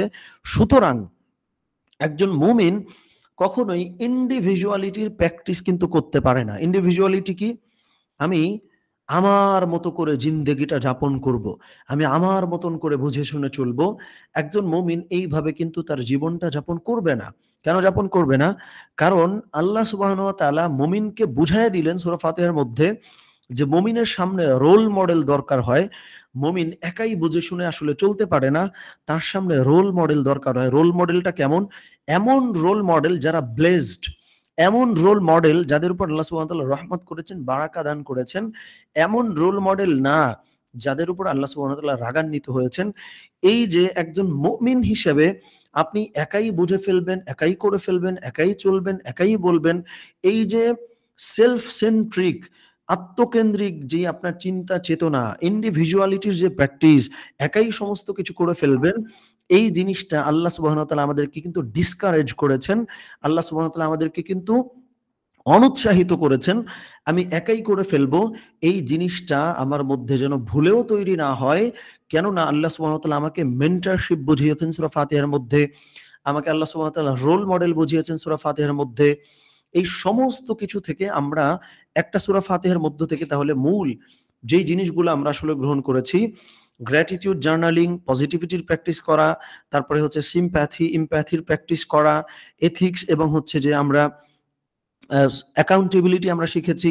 প্লাস হচ্ছে যে সেলফ হেল্পের এই যুগে প্রকৃত সাহায্য আল্লাহর তরফ থেকে আসবে সেটা আমরা বুঝলাম। মেন্টরশিপ, ডিসিশন মেকিং, আমরা হচ্ছে যে রোল মডেল লাগবে। এই সমস্ত কিছু আমাকে কিন্তু ব্যক্তি জীবনে এবং আমার প্রফেশনাল জীবনে দুটো ক্ষেত্রেই আমাকে স্ট্র্যাটেজিক্যালি কৌশলগত দিক থেকে আমাকে কিন্তু সূরা ফাতিহা হেল্প করতেছে। যেটা প্রতিদিন একাধিকবার আমি পাঠ করতেছি। প্রত্যেক নামাজে, ১ রাকাত নামাজেও কিন্তু সূরা ফাতিহা ছাড়া আসলে হয় না। সেই মুমিন হতাশ হয়। সেই মুমিন একটা টিম চালাইতে পারে না। সেই মুমিন এমনভাবে কথা বলে যে মানুষ বলে, "আরে ভাই তোমার কথা শুনতে ভালো লাগে না।" এই মুমিন তো পজিটিভিটিতে ভরপুর হবে। এই মুমিন তো সমস্ত জায়গায় ইতিবাচকতা ছড়াবে। এই মুমিন তো এমনভাবে মানুষের সঙ্গে কথা বলবে যে নিজেই সমস্ত কিছু করে ফেলবে। এরকম ইগোইস্টিক টোনে সে তো আসলে কথা বলবে না। যেমন দেখেন আমি একটা জিনিস একটু মিলে গেল। আমি আমার বাস্তব জীবনের অভিজ্ঞতাই বলি। আমি আসলে আজকে একটা বই মানে সন্ধ্যার দিকে আমি একটা বই ধরছিলাম। এই বই আমি একটু দেখাই। মানে ক্লাসে তো আমি ফরমাল বা ইনফরমাল এর নাই। যেহেতু আমরা লাইভ করছি মানে ব্যাপারটা এমন না হোক যে আমি জাস্ট বলে যাব, আপনারা জাস্ট শুনে যাবেন। আমি তো এটা আসলে পছন্দও করি না। এই বইটা আমার মনে হয় দেখা যাচ্ছে যে বইটার নাম হলো 'how to win friends and influence people', মানে ডেল কার্নেগির একটা খুব সুন্দর বই। তো এইখানে ডেল কার্নেগি ধরেন যে জিনিসগুলো আসলে বলছে যে আপনি যদি মানুষের মন জয় করতে চান, আপনি যদি চান মানুষ আপনার কথা শুনুক, মানুষ আপনার কথা আসলে বুঝুক, তাইলে আপনাকে মানুষের কথা শুনতে হবে, মানুষকে গুরুত্ব দিতে হবে। মানুষ আপনার সাথে কথা বললে সে যেন বোঝে যে সে খুব গুরুত্বপূর্ণ একটা মানুষ। এই ফিলিং গুলা বা এই অনুভূতিগুলা মানুষের মধ্যে যদি আপনি ঢুকাইতে পারেন, তাইলে হচ্ছে যে মানুষ আপনাকে কিন্তু পছন্দ করবে। মানুষের মন আপনি জয় করতে পারবেন। এখন সূরা ফাতিহার মধ্যে কিন্তু এই জিনিসগুলো আমরা আসলে দেখলাম যে আমার রোল মডেল দরকার হয়, আমার মেন্টরশিপ দরকার হয়, আমার হচ্ছে ডিসিশন মেকিং আমি একাই আসলে করে ফেলতে পারি না। এই জিনিসগুলো সূরা ফাতিহার শেষের দিকে কিন্তু আমরা আসলে দেখতে পেয়েছি। সো ওভারঅল এই ধরনের মাইন্ডসেট যদি আমার আসলে হইতো, তাইলে সূরা ফাতিহা কিন্তু আমার জীবনটা আসলে বদলাইতে পারত। যেই সূরা ফাতিহা প্রতিদিন নামাজে একাধিকবার আমাকে পাঠ করতে হয়, এই নামাজও আমাকে একাধিকবার পড়তে হয়। কিন্তু একাধিকবার পঠিত নামাজ, একাধিকবার পঠিত সূরা ফাতিহা এইটা আমি পড়ি কিন্তু আমার জীবনে একাধিক সমস্যা। আমি ডিপ্রেশনে ভুগি, আমার রোল মডেল নাই, আমি ইন্ডিভিজুয়ালিটির প্র্যাকটিস করি, আমি হতাশ হয়ে যাই। এই জিনিসগুলা কিন্তু করা যাবে না। সো এইটা হলো সূরা ফাতিহা নিয়ে আমরা একটু আলোচনা করেছি। আমি হলো আমরা কেউ বের হব না কাইন্ডলি। এখন আমি একটু পড়াবো আপনাদেরকে আরেকটা জিনিস। আমরা সূরা ফাতিহা আর হচ্ছে আমি এটার জন্য ১০ মিনিট সময় দিব। আমরা কেউ কাইন্ডলি বের হব না। এখন যদি কেউ বের হই আমি কিন্তু একটু চিন্তা করব যে আমরা হয়তো পড়া দেওয়ার ভয়ে আমরা হচ্ছে যে আমরা হয়তো এই জিনিসটা কি বলে? মানে পড়া দেওয়ার ভয়ে তো হয়তো আমরা বেরিয়ে গেছি। সো আমি একটু এইভাবেই বললাম। কারণ আমি কিন্তু গত ক্লাসে মানে ওরিয়েন্টেশনটা আমাদের শুরু হয়েছিল। ওটা তো আসলে মেইন ক্লাস ছিল না। আজকে তো মেইন ক্লাস। আমি কিন্তু ঐদিন বলছিলাম যে কিছু ক্ষেত্রে আমি বেশ অসামাজিক হব। আমি ডিরেক্টলি জিজ্ঞেস করব যে, "ভাই আপনার পড়াটা হইছে? বা আপনি কি নামাজ পড়ছেন? বা আমি যে কাজ দিয়েছিলাম, ওই কাজটা কি করছেন?" আমি কিন্তু এইভাবে অসামাজিকভাবে বিভিন্ন প্রশ্ন করব। সো ক্লাসের মধ্যে আমার কোনো আচরণ যদি একটু মনে হয় যে, "ভাই ধুর আপনি মানে সৌজন্যতা বোধ নাই আপনার মধ্যে, অসামাজিক কমন সেন্স নাই, এগুলা জিজ্ঞেস করেন, ওইগুলা জিজ্ঞেস করেন।" এটা যদি আমাকে চিন্তা করেন আমার কোনো সমস্যা নাই। কারণ আমি হচ্ছে আপনাদেরকে একটু প্যারা দিতে চাই। জাস্ট ২ টা মাস একটু প্যারাটা নেন। কিছু হ্যাবিট আমাদের আসলে তৈরি হবার দরকার আছে। কোরআন আমরা জাস্ট পড়ে যাবো, নামাজ পড়ে ফেলবো। নো। আমাদের এই ১৬ টা সূরার মধ্য দিয়ে আমরা এমন একটা প্র্যাকটিসের মধ্যে ঢুকে যাবো যে প্রতিনিয়ত কোরআন, নামাজ, রোজা, ইবাদতগুলো আমাকে আসলে সমৃদ্ধ করতে পারবে। এরকম একটা দৃষ্টিভঙ্গি আমি চাই আমাদের মধ্যে আসলে তৈরি হোক। এই জিনিসটা আমি আসলে চাচ্ছি। সো সেজন্য একটু বললাম যে কেউ বের হব না। বের হইলে ভাববো যে পড়া দিতে চাই না। সো এখন আমরা আগামী হলো ১০ মিনিট। আগামী ১০ মিনিট আমরা কেউ কোন কথা বলব না। আমি স্ক্রিনটা একটু বড় করতেছি। আচ্ছা, স্ক্রিনটা একটু বড় করতেছি। আমরা ১০ মিনিট পরে আমি কিন্তু আ মানে এই ১০ মিনিটের মধ্যে যে আমাদের এটা মুখস্থ হয়ে যাবে এটা কিন্তু জরুরি না। আমি একটু বলে দিই। এটা কেউ আশঙ্কা করতে পারি যে ভাই ১০ মিনিটে কেমনে মুখস্থ করব? এইটা জাস্ট হচ্ছে ক্লাসে আমরা একটু পড়াটা শুরু করব। প্রত্যেক ক্লাসে আমরা মুখস্থ করব ১০ মিনিট, ১৫ মিনিট, ২০ মিনিট।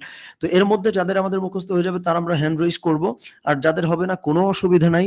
যেহেতু এটা আমি হচ্ছে আপনাদেরকে পাঠাবো। মানে আমাদের যে গ্রুপগুলো আছে ওখানে তো আমি শেয়ার করব আপনাদের সঙ্গে। সো আপনারা বাসায় বসে মুখস্থ করবেন। নেক্সট ক্লাসে হচ্ছে আমি এটা জিজ্ঞেস করব। নেক্সট ক্লাস বলতে কিন্তু আগামীকাল না। আগামীকালও জিজ্ঞেস করতে পারি কিন্তু নেক্সট উইকে আমি হয়তো এটা জিজ্ঞেস করতে পারি আপনাদেরকে। সো এইটা আমরা মাথায় রাখবো যে আমি যেকোনো সময় হয়তো জিজ্ঞেস করব। ক্লাসের মধ্যে আমি জাস্ট একটু মুখস্থ করাইলে হবে কি উচ্চারণগুলো ঠিক হয়ে যাবে, অনুবাদগুলো ঠিক হয়ে যাবে। সেইজন্য একটু করানো। সো আমার স্ক্রিন অন করা আছে। আমার সূরা ফাতিহার গুরুত্বপূর্ণ কিছু শব্দ দেওয়া আছে এবং শব্দার্থ দেওয়া আছে। কেন দেওয়া আছে? শব্দার্থগুলো আমি এইজন্য দিলাম যে এই শব্দার্থগুলো যদি মুখস্থ হয় তাহলে আমি যখনই আলহামদুলিল্লাহি রাব্বিল আলামিন পড়বো, আর রহমানির রহিম পড়বো, মালিক ইয়াউমিদ্দিন পড়বো, তাইলে কিন্তু অনুবাদ আমি আসলে বুঝতে পারবো। কারণ শব্দার্থ মুখস্থ হইলেই আমার আপনার অনুবাদটা মনে থাকবে। অন্যথায় আমি বড় একটা আয়াত পড়লাম, বড় একটা বাংলা অনুবাদ এটা তো মুখস্থ করা যাবে না। কারণ এটা তো কবিতার মতো না। এজন্য আপনাকে কিওয়ার্ড গুলা মুখস্থ করতে হবে। মূল অনুবাদটা আসলে মনে রাখার জন্য।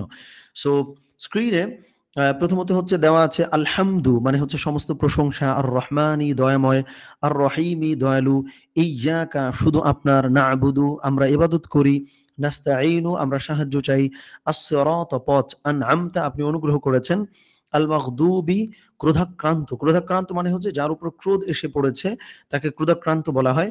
আদ-দল্লিন মানে হচ্ছে পথভ্রষ্ট বা পথভ্রষ্ট। সো আমরা একটু মুখস্থ করার চেষ্টাটা করি। আমরা কাইন্ডলি এখন বের হব না। আজকে বেশ কিছু গুরুত্বপূর্ণ অ্যানাউন্সমেন্ট বা ঘোষণা কিন্তু আছে। সো এটা শুনে তারপরে আমরা যাবো ইনশাআল্লাহ। সো আমি একটু সময় দিলাম। আমি ৮-১০ মিনিট, আমি পুরো ১০ মিনিট নাও দিতে পারি। জাস্ট আমি একটু আপনার একটু চালু করে ফেলেন শব্দগুলা। এই চর্চাটা ক্লাসের মধ্যে আমরা একটু আরম্ভ করব। দ্যাটস ওয়াই দেওয়া। পুরোটা মুখস্থ না হলেও কোনো অসুবিধা নাই। জি, আমরা একটু শুরু করছি ইনশাআল্লাহ।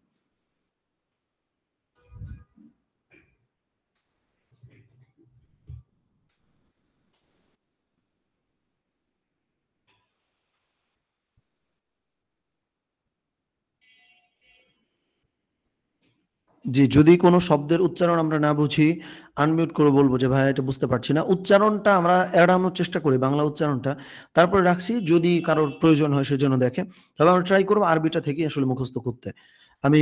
আমি আছি। আমাদের কোনো কোয়েশ্চেন বা কোনো অস্পষ্টতা থাকলে জিজ্ঞেস করলে আমি শব্দের উচ্চারণ বলে দিব। সো ১০ মিনিট পরে আমি একটু দেখব যে আমাদের কার হয়েছে। না হলেও কোনো অসুবিধা নাই।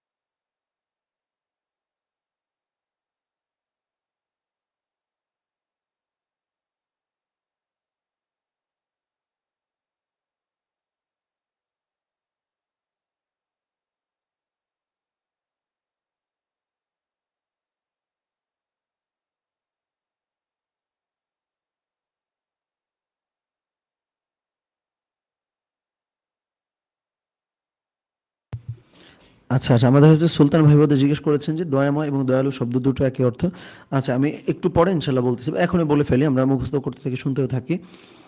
এখানে হচ্ছে মানে আর রহমান আর রহিম, দয়াময় এবং দয়ালু দুটোর মধ্যে একটা বেসিক পার্থক্য আছে। সেটা হলো আর রহমান দ্বারা বোঝানো হয় আল্লাহ সুবহানাহু ওয়া তাআলার দয়ার ডেপথ, মানে হলো আ মানে একটু মানে খুবই স্লাইট একটু পার্থক্য, মানে খুবই সাটেল একটা ডিফারেন্স আছে। অনেক বড় কোনো পার্থক্য না।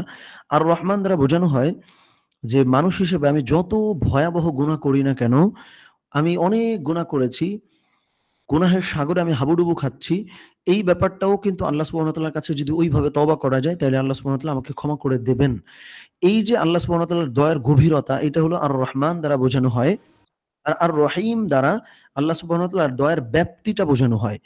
যে ভালো করুক, মন্দ করুক, মানে ইসলামের পথে থাকুক, না থাকুক, সমস্ত মানুষের প্রতি আল্লাহ সুবহানাহু ওয়া তাআলার একটা কমন রহমত কিন্তু আছে। যে ইসলাম পালন করে না তাকেও আল্লাহ সুবহানাহু ওয়া তাআলা আবহাওয়া দিচ্ছেন, হাওয়া বাতাসে সে নিঃশ্বাস নিচ্ছে, পানি খাচ্ছে।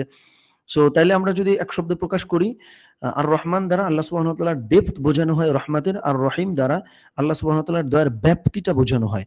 যেটা আমরা ওই রিলেশনশিপ কার্ভে আসলে শিখেছিলাম। মানে আমরা কমিউনিকেশন যখন পড়তাম, ওইখানে আসলে একটা হলো গভীরতা আর একটা হলো বিস্তৃতি। যে আপনি কারো সাথে কত বেশি কথা শেয়ার করেন এটা একটা জিনিস, আর কার সাথে কত গভীর কথা শেয়ার করেন এটা কিন্তু আরেকটা জিনিস। যেমন আমি এটার সাথে একটু এড করে দেই যে আপনি কোন মানুষের সাথে হয়তো গল্প করে অনেক মজা পান। তার সাথে আপনি অনেকক্ষণ আড্ডা দেন। কিন্তু আপনার বাপ-মার সাথে আপনি হয়তো অনেকক্ষণ ধরে আড্ডা দেন না। কিন্তু আপনার বাবা-মায়ের সঙ্গে এমন গভীর কথা বলেন যে আপনি ঋণগ্রস্ত হয়ে গেছেন, অথবা হচ্ছে যে আপনি জীবনের বড় কোনো ডিসিশন নেবেন, এটা হয়তো তাদের সঙ্গে আলোচনা করতেছেন। তার মানে বাবা-মার সঙ্গে আমরা কিন্তু অনেক ইন ডেপথ কথাবার্তা বলি। কিন্তু বন্ধু-বান্ধব বা অন্যান্য সার্কেলের সঙ্গে কিন্তু অনেক ওয়াইড কথাবার্তা বলি। মানে হলো একটা হলো ব্যাপ্তি আর একটা হলো ডেপথ। সো আর রহমান দ্বারা আল্লাহ সুবহানাহু ওয়া তাআলার দয়ার গভীরতা বোঝা যায়, দয়ার ডেপথ বোঝা যায়। আর রহিম দ্বারা আল্লাহ সুবহানাহু ওয়া তাআলার দয়ার ব্যাপ্তিটা বোঝানো হয়। যে ওভারঅল আল্লাহ সুবহানাহু সবার প্রতি রহমত করছেন।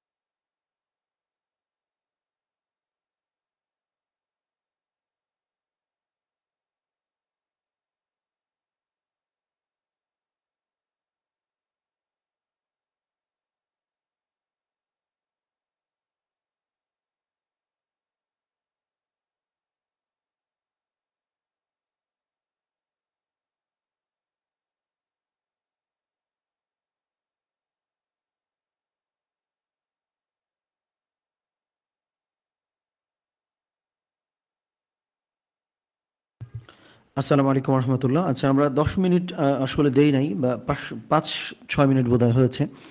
সো এরই মধ্যে আলহামদুলিল্লাহ আমাদের হচ্ছে আ সোহেল রানা ভাই, মুক্তা ইসলাম, মাকসুদা আপা, আমজাদ ভাই এই কয়েকজন হাত উঁচু করেছেন। হাবিবুল্লাহ ভাইও হ্যান্ড রেইজ করেছেন। তার মানে হচ্ছে আমাদের ৫-৬ জনের মাশাআল্লাহ হয়েছে। মাশাআল্লাহ হয়েছে। আচ্ছা, তারপরে হচ্ছে আমাদের, আচ্ছা জি, এই ৫ জনের বোধহয় হয়েছে। বিজয় ভাইয়ের বোধহয় হয়েছে। তারপরে দিঘি ইসলামের হয়েছে। তারপরে হচ্ছে রাসেল ভাই, তারপরে হচ্ছে হকস ডায়েরি থেকে বোধহয় হচ্ছে ইউজার নেম থেকে যিনি আসেন। তারপর রবিউল ভাইয়ের হয়েছে মাশাআল্লাহ। খুবই ভালো আলহামদুলিল্লাহ। আমাদের অনেকের হয়েছে। আমাদের যে সোনালী রহমান আপার বোধহয় হয়েছে, নাঈম ভাইয়ের হয়েছে। সো আমি একটু নামটা মেনশন করলাম। আপাতত জিজ্ঞেস করছি না। আমরা আলহামদুলিল্লাহ পড়েছি। আমাদের হলো আফিয়া জাহিন আপার বোধহয় হয়েছে। সো আমি নামটা মেনশন করলাম আলহামদুলিল্লাহ। আমি তাদের প্রতি রেসপেক্ট এর জন্যে নামটা আসলে মেনশন করা। সো আমরা যেহেতু এটা শেয়ার করে দিব, সো এটা আমরা বাসায়ও মুখস্থ করব। সো ক্লাসে কিন্তু আমি আজকে ১ম ক্লাস হিসেবে হয়তো কোনো কথা একটু রিপিট করতে হয়েছে। কারণ ক্লাসের আমাদের অবস্থাগুলো বোঝার জন্যে, যে ক্লাসে আমরা আসলে এক্সাক্টলি কোন ফিলসফিতে ক্লাসের আলোচনাগুলো করব, এক্সাক্টলি আমাদের ক্লাসের ইউনিক দিক আসলে কোনটা, এটার জন্য আমি হয়তো সময়টা একটু কম দিয়েছি। আমি কিন্তু কোনো ক্লাসে মুখস্থ করাবো ক্লাসের মধ্যেই, আবার ক্লাসের মধ্যেই হয়তো জিজ্ঞেস করব। এটার জন্য আমরা প্রস্তুত থাকব। এইটা একটা, এবং হলো যে আচ্ছা মাশাআল্লাহ। আচ্ছা আমরা আপাতত তাইলে আর কেউ হ্যান্ড রাইজ না করি, যেহেতু জিজ্ঞেস করছি না। আমি একটু কানিজ ফাতেমা, তারপর হচ্ছে সুম্মি আরেফিন, মাহাতির ভাই, খন্দকার, আফনান ভাই, নাইম ভাই, আমরা আলহামদুলিল্লাহ, এবং আর বাকিদের নাম তো আমি নিয়েছি। আমরা আলহামদুলিল্লাহ অনেকেরই মুখস্থ হয়েছে, খুবই ভালো ব্যাপার যে আমরা আন্তরিকতার সঙ্গে পড়েছি। আবার কেউ হয়তো আগে কিছুটা মুখস্থও ছিল, খুবই ভালো ব্যাপার। সো তাইলে আমাদের ক্লাসে কিন্তু শব্দার্থ ক্লাসে মুখস্থ করে আমি শুনবো। যেমন এই যে আমরা সূরা দোহাটাও প্রস্তুত করে রেখেছিলাম। কিন্তু ক্লাসে আসলে আমি একটা লক্ষ্য করেছি, আমার আমার অন্যান্য ব্যাচেও আসলে যেটা আমরা করেছি, যে ক্লাসে যদি অনেক বেশি ইনফরমেশন দেয়া হয়, তাইলে এটা আসলে মানে লোডেড হয়ে গেলে আমরা আসলে রিসিভ করতেও পারি না, বা অনেক সময় বিরক্ত হয়ে যাই। সো এটার জন্য আমরা ক্লাসের আলোচনাটাও যেন একটু সংক্ষিপ্ত হয়। আমি একটু রেডি করে রেখেছি আরো অনেকগুলোই, যে আমরা ক্লাসে আসলে যখন যেটা প্রয়োজন আমরা যেন আলোচনাটা করতে পারি। সো আজকে সূরা ফাতিহা নিয়ে আমরা আলোচনা করেছি। এখন আমি একটু কিছু আপডেট আপনাদেরকে আসলে দেই। একটু গুরুত্বপূর্ণ আপডেট। আমরা হোমওয়ার্ক নিয়েও কথা বলবো। আপডেট দেওয়ার মধ্যেই বলে ফেলবো। তারপর হোমওয়ার্কটা ছোট্ট করে একটু বলি, যে এটা আমি লিখে দিব। আমাদের এখানে লেখা থাকবে যে সূরা ফাতিহা মানে আমার আপনার প্রাত্যহিক জীবনের সঙ্গে সূরা ফাতিহার কি রিলেশন আছে? যে আজকের ক্লাস করে হোক বা ক্লাসের আগেও যদি আমরা জেনে থাকি, বা আজকের ক্লাসে যদি নতুন কোনো ইনফরমেশন আমরা আসলে পেয়ে থাকি, এই সমস্ত কিছুর আলোকে জীবন পরিবর্তনে সূরা ফাতিহা কিভাবে ভূমিকা পালন করতে পারে, এই সংক্রান্ত একটা ছোট্ট লেখা আমরা আসলে তৈরি করব। এটা হচ্ছে আমি, হ্যাঁ, নিজের মতো করে লিখতে হবে। একদম নিজের মতো করে লিখতে হবে। এখানে আমরা চেষ্টা করব। আচ্ছা আমি স্ক্রিনটা আপাতত অফ করলাম। আমি কিছু গুরুত্বপূর্ণ আপডেট দেই। কাইন্ডলি আমরা একটু থাকি। আচ্ছা এই ক্ষেত্রে আ নিজের মতো করে আমরা লিখব। নিজের মতোই লিখব। এখানে আমরা চেষ্টা করব হলো কোনো একটা তাফসীর খুলে আমরা হয় সেই তাফসীরটা পড়ে হুবহু আমরা হচ্ছে কপি করে আমরা আসলে লিখে দিলাম। এই কাজটা আমরা আসলে করব না। কারণ এখন আমরা বলতে পারি, ভাই যদি আমার ভুল হয়, এটা আমি একটু সারায় দিই যে যদি আমরা নিজের মতো করে লিখি, যদি ভুল হয় এই ভয়ে কি আমরা আসলে লিখব না? এখন নামাজ পড়লে আপনার উচ্চারণ ভুল হইতে পারে, সেইজন্য আপনি নামাজই পড়বেন না। এটা তো আসলে করা যাবে না। কথাটা আমি কেন বলছি আমি একটু ব্যাখ্যাটা করি, তারপরে বোঝা যাবে। যে ধরেন আল্লাহ সুবহানাহু ওয়া তাআলা আমাদেরকে আল কোরআন দান করেছেন। এই যে আমাদের জন্য ভালোবাসার গ্রন্থ, আপনার কি একটা বারের জন্য মনে হয় না যে আমার ভালোবাসার গ্রন্থটা আল্লাহ আমাকে দিলেন, আমি একটু মনের মাধুরী মিশিয়ে পড়ে আমি একটু দেখি তো প্রতিদিন আমার জীবনে যা ঘটে এই জিনিসগুলো আল কোরআনে আছে কিনা? আমি প্রশ্নটা আবার করি। আল্লাহ ভালোবেসে আপনার জন্য একটা চিঠি আপনাকে পাঠাইলেন। আপনার কি একটা বারের জন্য মনে হয় না যে আপনার জীবনে প্রতিদিন যা ঘটে, আল্লাহর চিঠিটা আমি একটু খুলে দেখি তো এর মধ্যে এই জিনিসটা আছে কিনা? এই জিনিসটা আমরা আসলে কি করেছি জানেন? একে তো একটা পজিটিভ দিক আছে। আমরা হয়তো ভয় পাই যে যদি আমি ব্যাখ্যা করতে যাই, যদি পড়তে যাই, যদি কোনো ভুল হয়, এইটা ভালো ইনটেনশন। কিন্তু এই ইনটেনশন এ যদি ব্যাপারটা এমন হয় যে আমি কোরআন ছুঁয়েই দেখলাম না, কোরআন খুলেই পড়লাম না, কোরআন ব্যাখ্যা করবার চেষ্টাই করলাম না, তাইলে তো হবে না। আমার আপনার নিয়ত তো ভালো। এখন যেহেতু আমরা একটা ক্লাসে সংযুক্ত হয়েছি, যদি আমি একটা আয়াত পড়ে আমার জীবনে আসলে যা ঘটতেছে এটা আল কোরআনে কোথাও মেলে, ক্লাসে তো ভেরিফাই করে দেওয়ার জন্য আমি আছি ইনশাআল্লাহ। আমার সঙ্গে শেয়ার করেন, ক্লাসে বলেন, বা হচ্ছে আমাদের গ্রুপে আছে, গ্রুপে বলতে পারেন। আমি সমাধান করবার চেষ্টা করব। তাছাড়া বর্তমানে ধরেন YouTube এর সময়ে এত ভিডিও আছে, এত কিছু আছে। তার মানে যেকোনো ইনফরমেশন আমরা তো ভেরিফাই করতে পারি। তার মানে আমি ১ম এ আমার মতো করে যদি লিখি, লেখার পরে যদি আমরা ভেরিফাই করি সেইটা তো ভালো। কিন্তু আমি ভেরিফাই না করে আমি আসলে লেখার চেষ্টাটাই করলাম না। এটা তো হইল না। মানে ব্যাপারটা তো এমন না যে আল্লাহ সুবহানাহু ওয়া তাআলা আল কোরআন আমাদের জন্য পাঠিয়ে নির্দিষ্ট কারোর হাতে সোপর্দ করে দিলেন যে তুমি কোরআনকে যেভাবে বলে দিবা, ব্যাখ্যা করে দিবা, বলে দিবা, জানায় দিবা, শোনায় দিবা, এর বাইরে ভুলেও যেন কোরআন নিয়ে কেউ কোনো আলোচনা, সমালোচনা, ব্যাখ্যা বিশ্লেষণ না করে। সমালোচনা বলতে কিন্তু কোরআনের সমালোচনা বুঝাই নাই। মানে কোরআন নিয়ে আপনি নতুন করে পর্যালোচনা করবেন যে আল্লাহ, আমি খুব বড় ধরনের কোনো সমস্যার মধ্য দিয়ে যাচ্ছি। আমি কোরআনটা একটু পড়ে দেখি না যে আমার জীবন সমস্যার সমাধানে কোরআনে কোন আয়াত আছে বা কোথায় এই সলিউশনটা বলা আছে। এই চেষ্টাটা আপনি কেন করবেন না? আমার প্রশ্ন হচ্ছে এইটা। এইটা করবেন। করার পরে ভেরিফাই করার জন্য আপনি আপনার এলাকার মসজিদের ইমাম সাহেবকে জিজ্ঞেস করেন, এলাকার মাদ্রাসার মুহাদ্দিসকে জিজ্ঞেস করেন, মুফাসসিরকে জিজ্ঞেস করেন, আপনি আমাকে জিজ্ঞেস করেন, YouTube এ দেখার চেষ্টা করেন। মানে আমি বলতে চাচ্ছি যে আল্লাহ ভালোবেসে আপনাকে কোরআন দান করেছেন। আপনি ভালোবেসে কোরআন থেকে আপনার জীবনের সমস্ত কিছু খুঁজে কেন বের করবেন না? বের করলে যদি ভুল হয় আপনি আপনার মসজিদের ইমাম সাহেবের কাছে চলে যান। কিন্তু এই ভুল হবে বলে আপনি কোরআন স্পর্শই করছেন না। জাস্ট রিডিং পড়ে সওয়াবের নিয়তে সুবহানাল্লাহ বলে কোরআন আবার বন্ধ করে চলে যাচ্ছেন। নো, হবে না। কোরআন আপনাকে ভালোবেসে পড়তে হবে। সাহাবায়ে কেরাম রাদিয়াল্লাহু তাআলা আনহু আজমাইনের ভাষা ছিল আরবি। দ্যাটস ওয়াই যখন তাদের কাছে কোরআনটা আসছে, তারা তাহলে চিন্তা করছে কি? আরবিতে? কথাটা আবার বোঝেন। রাসূলুল্লাহ সাল্লাল্লাহু আলাইহি ওয়াসাল্লামের যে সাহাবীরা ছিল, আমি কিন্তু কথাটা একই কথা আমি একটু ঘোরায় বলতেছি। তারা কি আরবিতে কোরআন পড়ে আরবিতে বুঝছেন না। আরবিতে পড়ে কিন্তু তারা চিন্তাটা করেছেন তাদের মাতৃভাষায়। এখন ঘটনাচক্রে তাদের মাতৃভাষাটা আরবি ছিল, সেইজন্য তারা আরবিতে চিন্তা করছে। তাহলে আপনি কোরআন পড়ে অনুবাদ বুঝে আপনার জীবনের সমস্যার সমাধান করার জন্যে কোরআনকে কেন অনুভব করবেন না? কেন উপলব্ধি করবেন না? কোরআনে সবকিছু কেন খুঁজে বের করবেন না? এরপরে ভেরিফাই করেন, অসুবিধা নাই তো। তাইলে আমরা যেটা করব, সূরা ফাতিহা আমরা পড়বো, আমাদের জীবনের সঙ্গে সূরা ফাতিহাটা মেলাবো। আ এবার হচ্ছে নিজের মতো করে লেখাটা আসলে তৈরি করব। লেখা তৈরি করার পরে ভেরিফাই করার জন্য প্রয়োজনে আমরা তাফসীর খুলবো, জিজ্ঞেস করব। কিন্তু আপনি যদি আগেই একটা তাফসীর খুলে ফেলেন, আল কোরআন যে আপনার চিন্তার দ্বারটা উন্মুক্ত করবে, আল কোরআন যে আপনার চিন্তার দ্বারটা খুলে ফেলবে, আপনি তো ভাই খোলার সুযোগই দিচ্ছেন না। খুলবে কেমনে? এইজন্য কোরআনকে আমরা ভালোবেসে পড়বো। হ্যাঁ, যদি আপনার নেগেটিভ ইনটেনশন থাকে যে কোরআনকে আমি অপব্যাখ্যা করব, বাজেভাবে ব্যাখ্যা করে অপপ্রচার করব, এটা তো আপনি নিজেও জানেন যে আপনি তাহলে ভুল কাজ করতেছেন। কিন্তু আপনার নিয়ত তো সহি। সহি নিয়ত থেকে কোরআনকে ভালোবেসে আমি কেন আমার অনুভূতি মিশিয়ে আমি আমার জীবনের একটা সমস্যার সমাধান করব না? আপনি তো কোরআন বিকৃত করছেন না। কোরআনের অনুবাদটা পড়ে আপনার নিজের জীবনের সমস্যাকে কোরআনের অনুবাদের সঙ্গে মেলাচ্ছেন। মিলিয়ে আপনি একটা লেখা আসলে তৈরি করছেন। সো এই জিনিসটা হচ্ছে আমি বলতে চাচ্ছি। আচ্ছা। এখন আমাকে বোধহয় কেউ জিজ্ঞেস করেছেন আমাদের চ্যাট বক্সে এখানে। হ্যাঁ, নিজের মতো করে আমরা লিখবো। আমরা কি আয়াত ওয়াইজ লিখবো নাকি পুরো সূরাটা মিলে একটা প্যারাগ্রাফ? আচ্ছা, আয়াত ওয়াইজ লেখার দরকার নাই। আমরা পুরো সূরাটা পড়ে আমরা একটা লেখা তৈরি করব। এখন এই লেখা তৈরি করার ক্ষেত্রে যদি পুরো সূরা থেকে আমরা ২ টা আয়াত গ্রহণ করি তাতেও অসুবিধা নাই। যদি পুরো সূরাটা আমরা নিয়ে আসি তাতেও কোনো অসুবিধা নাই। মানে আমরা হলো আমাদের জীবনের একটা পরিস্থিতি বা একটা সমস্যা সেন্ট্রিক আলোচনা করব যার মধ্যে সূরা ফাতিহা আমরা ঢুকায় দিব। সো আয়াত ওয়াইজ যেতে হবে না, একটা প্যারা আকারে, যেটা সুলতান ভাই বোধহয় জিজ্ঞেস করেছেন। আচ্ছা, কত শব্দের মধ্যে লিখতে হবে? আ এইটা আসলে লিমিটটা আমি না করি আপাতত।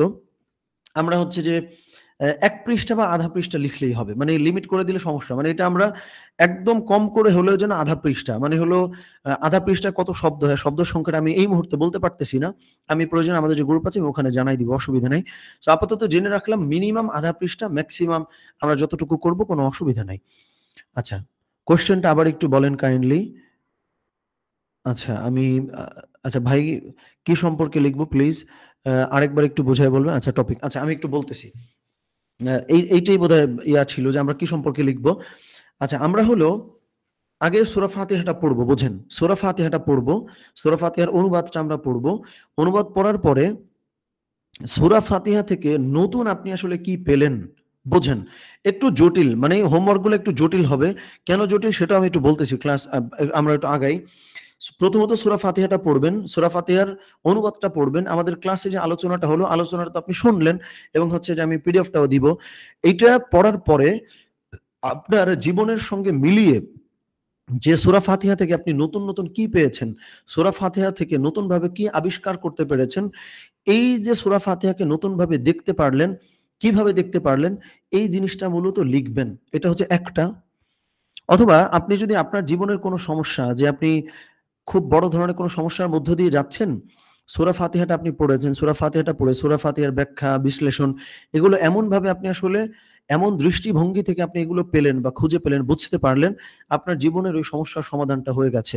এটাও লিখতে পারেন। সো মোদ্দা কথা হচ্ছে যে সূরা ফাতিহাকে নতুনভাবে আপনি কিভাবে আবিষ্কার করলেন, নতুন কোন পার্সপেক্টিভ, নতুন কোন ইনসাইট আপনি আসলে খুঁজে পেলেন, সেই জিনিসটা গুছিয়ে আপনার মতো করে লিখবেন। এটা কিন্তু প্রতি আয়াত ওয়াইজ লিখতে হবে না যে প্রত্যেক আয়াতের আন্ডারে আমরা একটা ব্যাখ্যা লিখব না। পুরো সূরা পড়ে পুরো সূরার আলোকে আপনার শিরোনামটা কি হবে আমি বলি। সূরা ফাতিহা, সূরা ফাতিহা আপনি লিখলেন। এরপরে হচ্ছে যে মানে জীবন মানে জীবন বদলানোর ক্ষেত্রে সূরা ফাতিহার ভূমিকা, অথবা হচ্ছে যে মানে শিরোনামটা আসলে আমি বলতে চাই না কেন, তাহলে এক শিরোনামে আমরা বোধহয় সবাই লিখতে পারি। মানে আমি আপনাদের ভেতর থেকে এই জিনিসটা চাচ্ছি যে হোমওয়ার্কটা আমরা আমাদের মতো করে বানায়ে, যেমন আমার আগের যে ব্যাচটা ছিল ঐদিন আমি কি করছি আমি বলি, তাহলে বুঝতে পারবেন।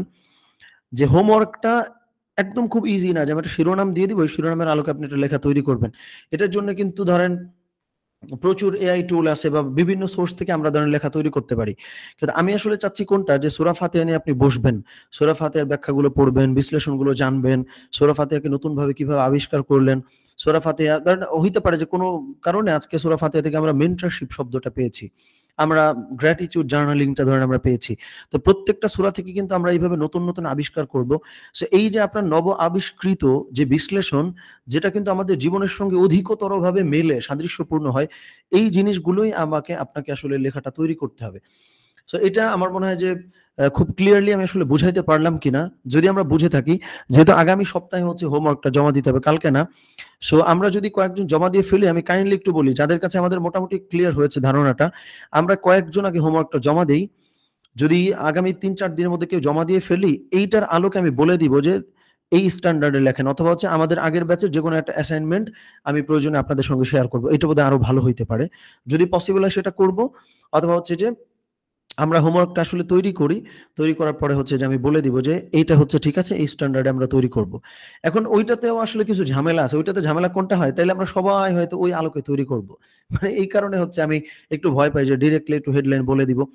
যেমন অন্য ব্যাচে আমাদের গতকাল একটা আলোচনা হইছে। সেই আলোচনাটা হয়েছে যে ধরেন টিম ওয়ার্ক এবং লিডারশিপের সঙ্গে সলাতের অপূর্ব সংযোগ। টিম ওয়ার্ক এবং লিডারশিপের সঙ্গে সলাতের অপূর্ব সংযোগ। এটা গতকাল অন্য একটা ব্যাচে আমাদের আলোচনা হইছে। এভাবে হেডলাইনটা দিলে হয় কি, আমরা ওই হেডলাইনের মধ্যেই হয়তো থাকি। সো তারপরে আমি দেখি, এটা একটু চিন্তা করি যে একটু আরেকটু ইজি তাহলে কোনোভাবে করা যায় কিনা। সো মেইন হলো আমরা অফলাইনেও করতাম দীর্ঘদিন, আমরা আসলে কোরআন চর্চা নিয়ে বিভিন্ন ক্লাস করতাম। সেইখানে আসলে আমরা কি করতাম? ধরেন আমরা একটা রুকু দিয়ে দিতাম এবং বলতাম যে এই রুকু আপনি পড়বেন। রুকুটা পড়ে আপনার মতো করে আপনি একটা হেডলাইন দিবেন এবং আপনার মতো করে আপনি একটু ব্যাখ্যা লিখবেন। সো এটাও হইতে পারে যে আপনি সূরা ফাতিহাটা পড়ে আপনার মতো করে একটা হেডলাইন দিবেন। এই হেডলাইনটা এমন না যে সূরা ফাতিহার ব্যাখ্যা, এটা কিন্তু হেডলাইন না। হ্যাঁ, আমি চ্যাট বক্সে একটু লিখি। এটা হচ্ছে একটু সহজ আমি করে দিই। যেটা আমরা অফলাইনে প্রোগ্রামটা যেভাবে করতাম, এইটা দিলেও মোটামুটি ইজিও হয় না, আবার খুব কঠিনও হয় না। আমি একটু বলি, সূরা ফাতিহা পড়ে আপনি আমি এখানে একটু লিখি, শিরোনাম লিখবেন এবং একটু দেখেন, একটি ব্যাখ্যা লিখবেন।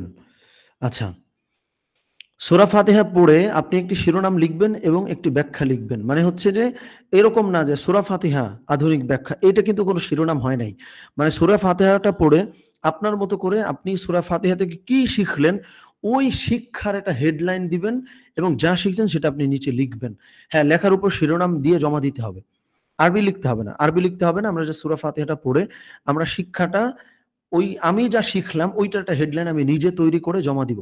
এটা আমি মোটামুটি বলে দিলাম। আমি তারপরে একটা ভয়েসে আমি সবসময় আমাদের যেদিন ক্লাস শেষ হয়, আমি একটা ভয়েসে ছোট্ট করে আবার বলেও দেই যে এক্সাক্টলি আজকের ক্লাসে আমাদের কি নোটস আছে বা কি আমরা করব সেটা আমি বলে দিব, অসুবিধা নাই। সো আপাতত এটা আমার মনে হয় মোটামুটি বোঝা গেল। আচ্ছা, এবার আসেন জমা দিব কিভাবে? জমা দিব হচ্ছে যে আমাদের হলো WhatsApp এ কিন্তু ২ টা গ্রুপ আছে। একটা হলো যে যেখানে আমি শুধু আপনাদেরকে আপডেট গুলা দেই, যেখানে হয়তো আপনারা কথা বলার সুযোগ থাকে না বা বলা যায় না। এটা একটা গ্রুপ। আরেকটা গ্রুপ আছে ডিসকাশনস নামে আলোচনা। এই গ্রুপে বোধহয় আমরা কেউ এড হই নাই এখনো। এটা আমি এড করে নিব, অসুবিধা নেই। সো এই যে ডিসকাশনস যে গ্রুপ, আমরা এখানে কেউ জমা দিতে পারি। তবে সাধারণত আমাদের আমাদের প্রোডাক্টিভ মুসলিম বাংলাদেশ নামে একটা ফেসবুক গ্রুপ আছে। প্রোডাক্টিভ মুসলিম বাংলাদেশ নামে আমাদের একটা ফেসবুক গ্রুপ আছে।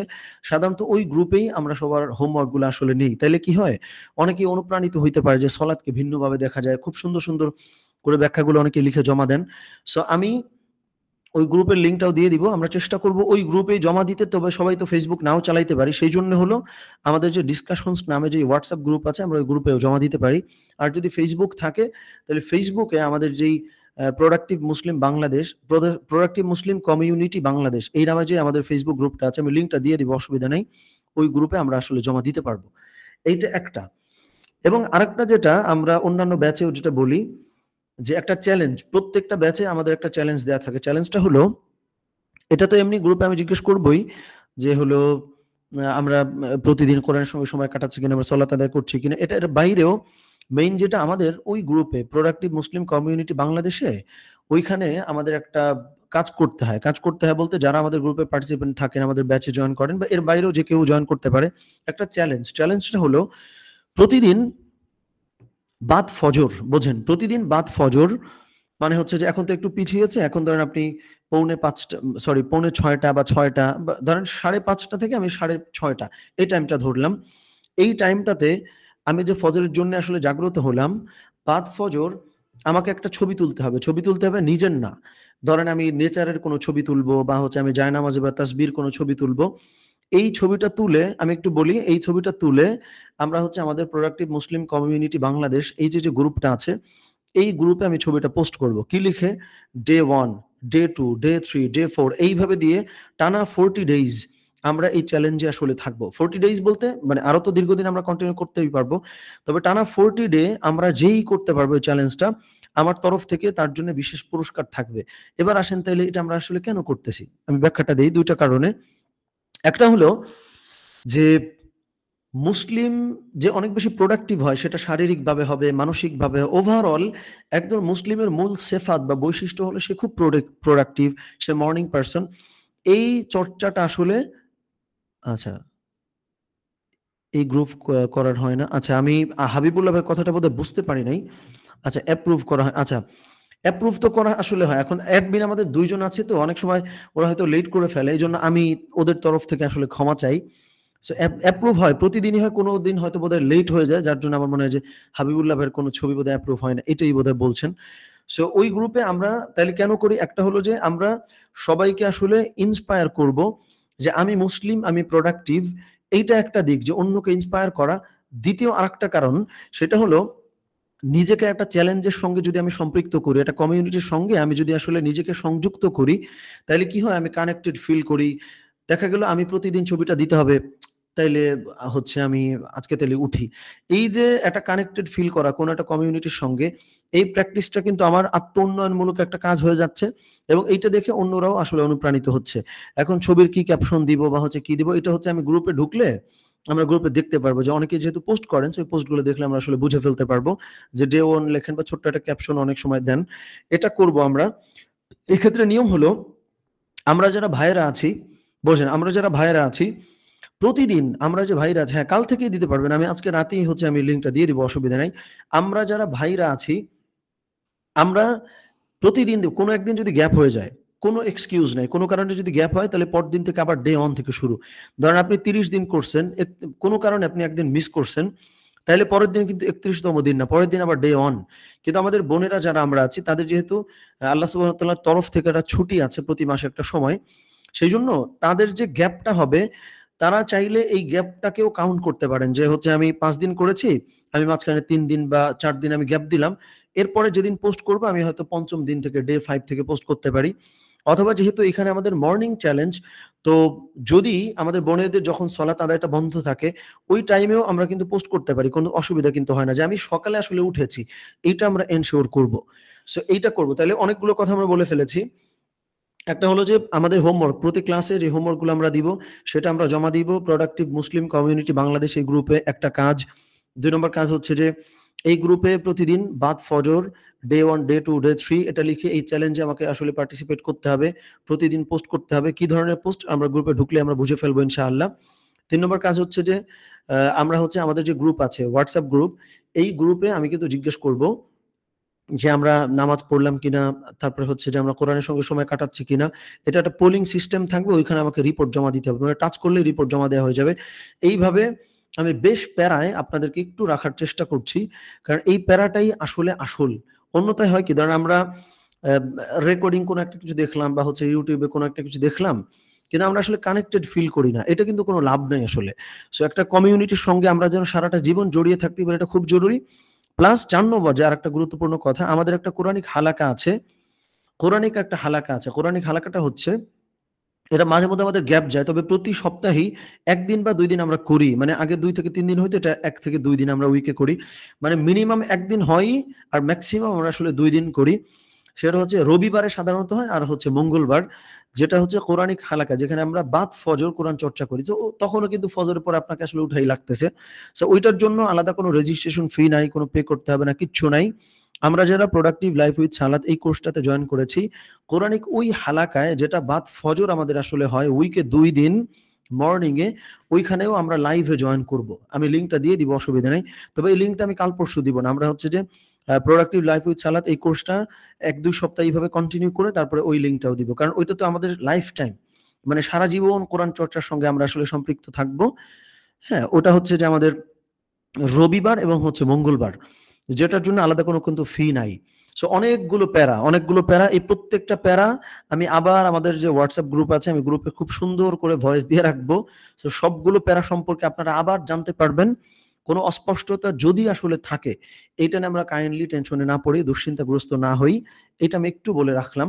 আর এটা হচ্ছে যে আমাদের এখন হলো অ্যা ৬:৩০ টায় হতো, এটা আমরা ঘুরিয়ে ভোর ৬:৩০ টায় করেছি। কারণ ফজরের নামাজ জামাতে আদায় করে আসতে একটু লেট হয়ে যায়। যেহেতু এখন রাতটা বেশ বড় হয়েছে।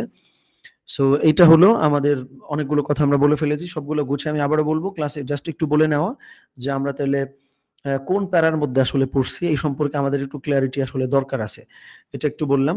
আচ্ছা, আমাদের আর যদি কোনো কোয়েশ্চেন থাকে, যেহেতু আমাদের অলমোস্ট 10:30 বেজে গেছে। আমরা একটু চ্যাট বক্সে একটু লিখি। আজকে তাইলে আমরা আ সাধারণত একটু বেশি সময় যদি থাকে, যেমন আমরা আগামীকাল হয়তো লেকচারটা একটু সংক্ষিপ্ত করব। ঐদিন আগামীকাল আমরা হ্যান্ড রাইজ করব। আমরা হচ্ছে অডিওটা অন করেই আমরা আমাদের কোয়েশ্চেন বলতে পারবো, কথা বলতে পারবো, অসুবিধা নাই। তবে আজকে যেহেতু সময়টা বেশ লম্বা অলরেডি হয়ে গেছে, যেহেতু আমরা প্রোডাক্টিভিটি নিয়ে কথা বলতেছি। সো আমরা যদি অনেক লেট করে ঘুমাই, তাহলে আমরাই তো আসলে প্রোডাক্টিভিটি থেকে বের হয়ে গেলাম। সো যদি কোনো কোয়েশ্চেন থাকে, আমরা তো চ্যাট বক্সে লিখে যেভাবে বলতেছি, আমরা কাইন্ডলি চ্যাট বক্সে লিখে একটু বলি। তাইলে আপাতত আমি রেকর্ডিংটা একটু অফ করে ফেলি। আমাদের যদি আর কোনো কোয়েশ্চেন থাকে, তাইলে হচ্ছে যে আমরা আমাদের চ্যাট বক্সে লিখে আমরা বলতে থাকি ইনশাআল্লাহ। আমি উত্তরগুলো করে অ্যান্ড দেন আজকের লেকচারটা বা ক্লাসটা ইনশাআল্লাহ এন্ড করব। এবং ক্লাস সম্পর্কে যদি কোনো মন্তব্য থাকে বা কোনো মূল্যায়ন যদি থাকে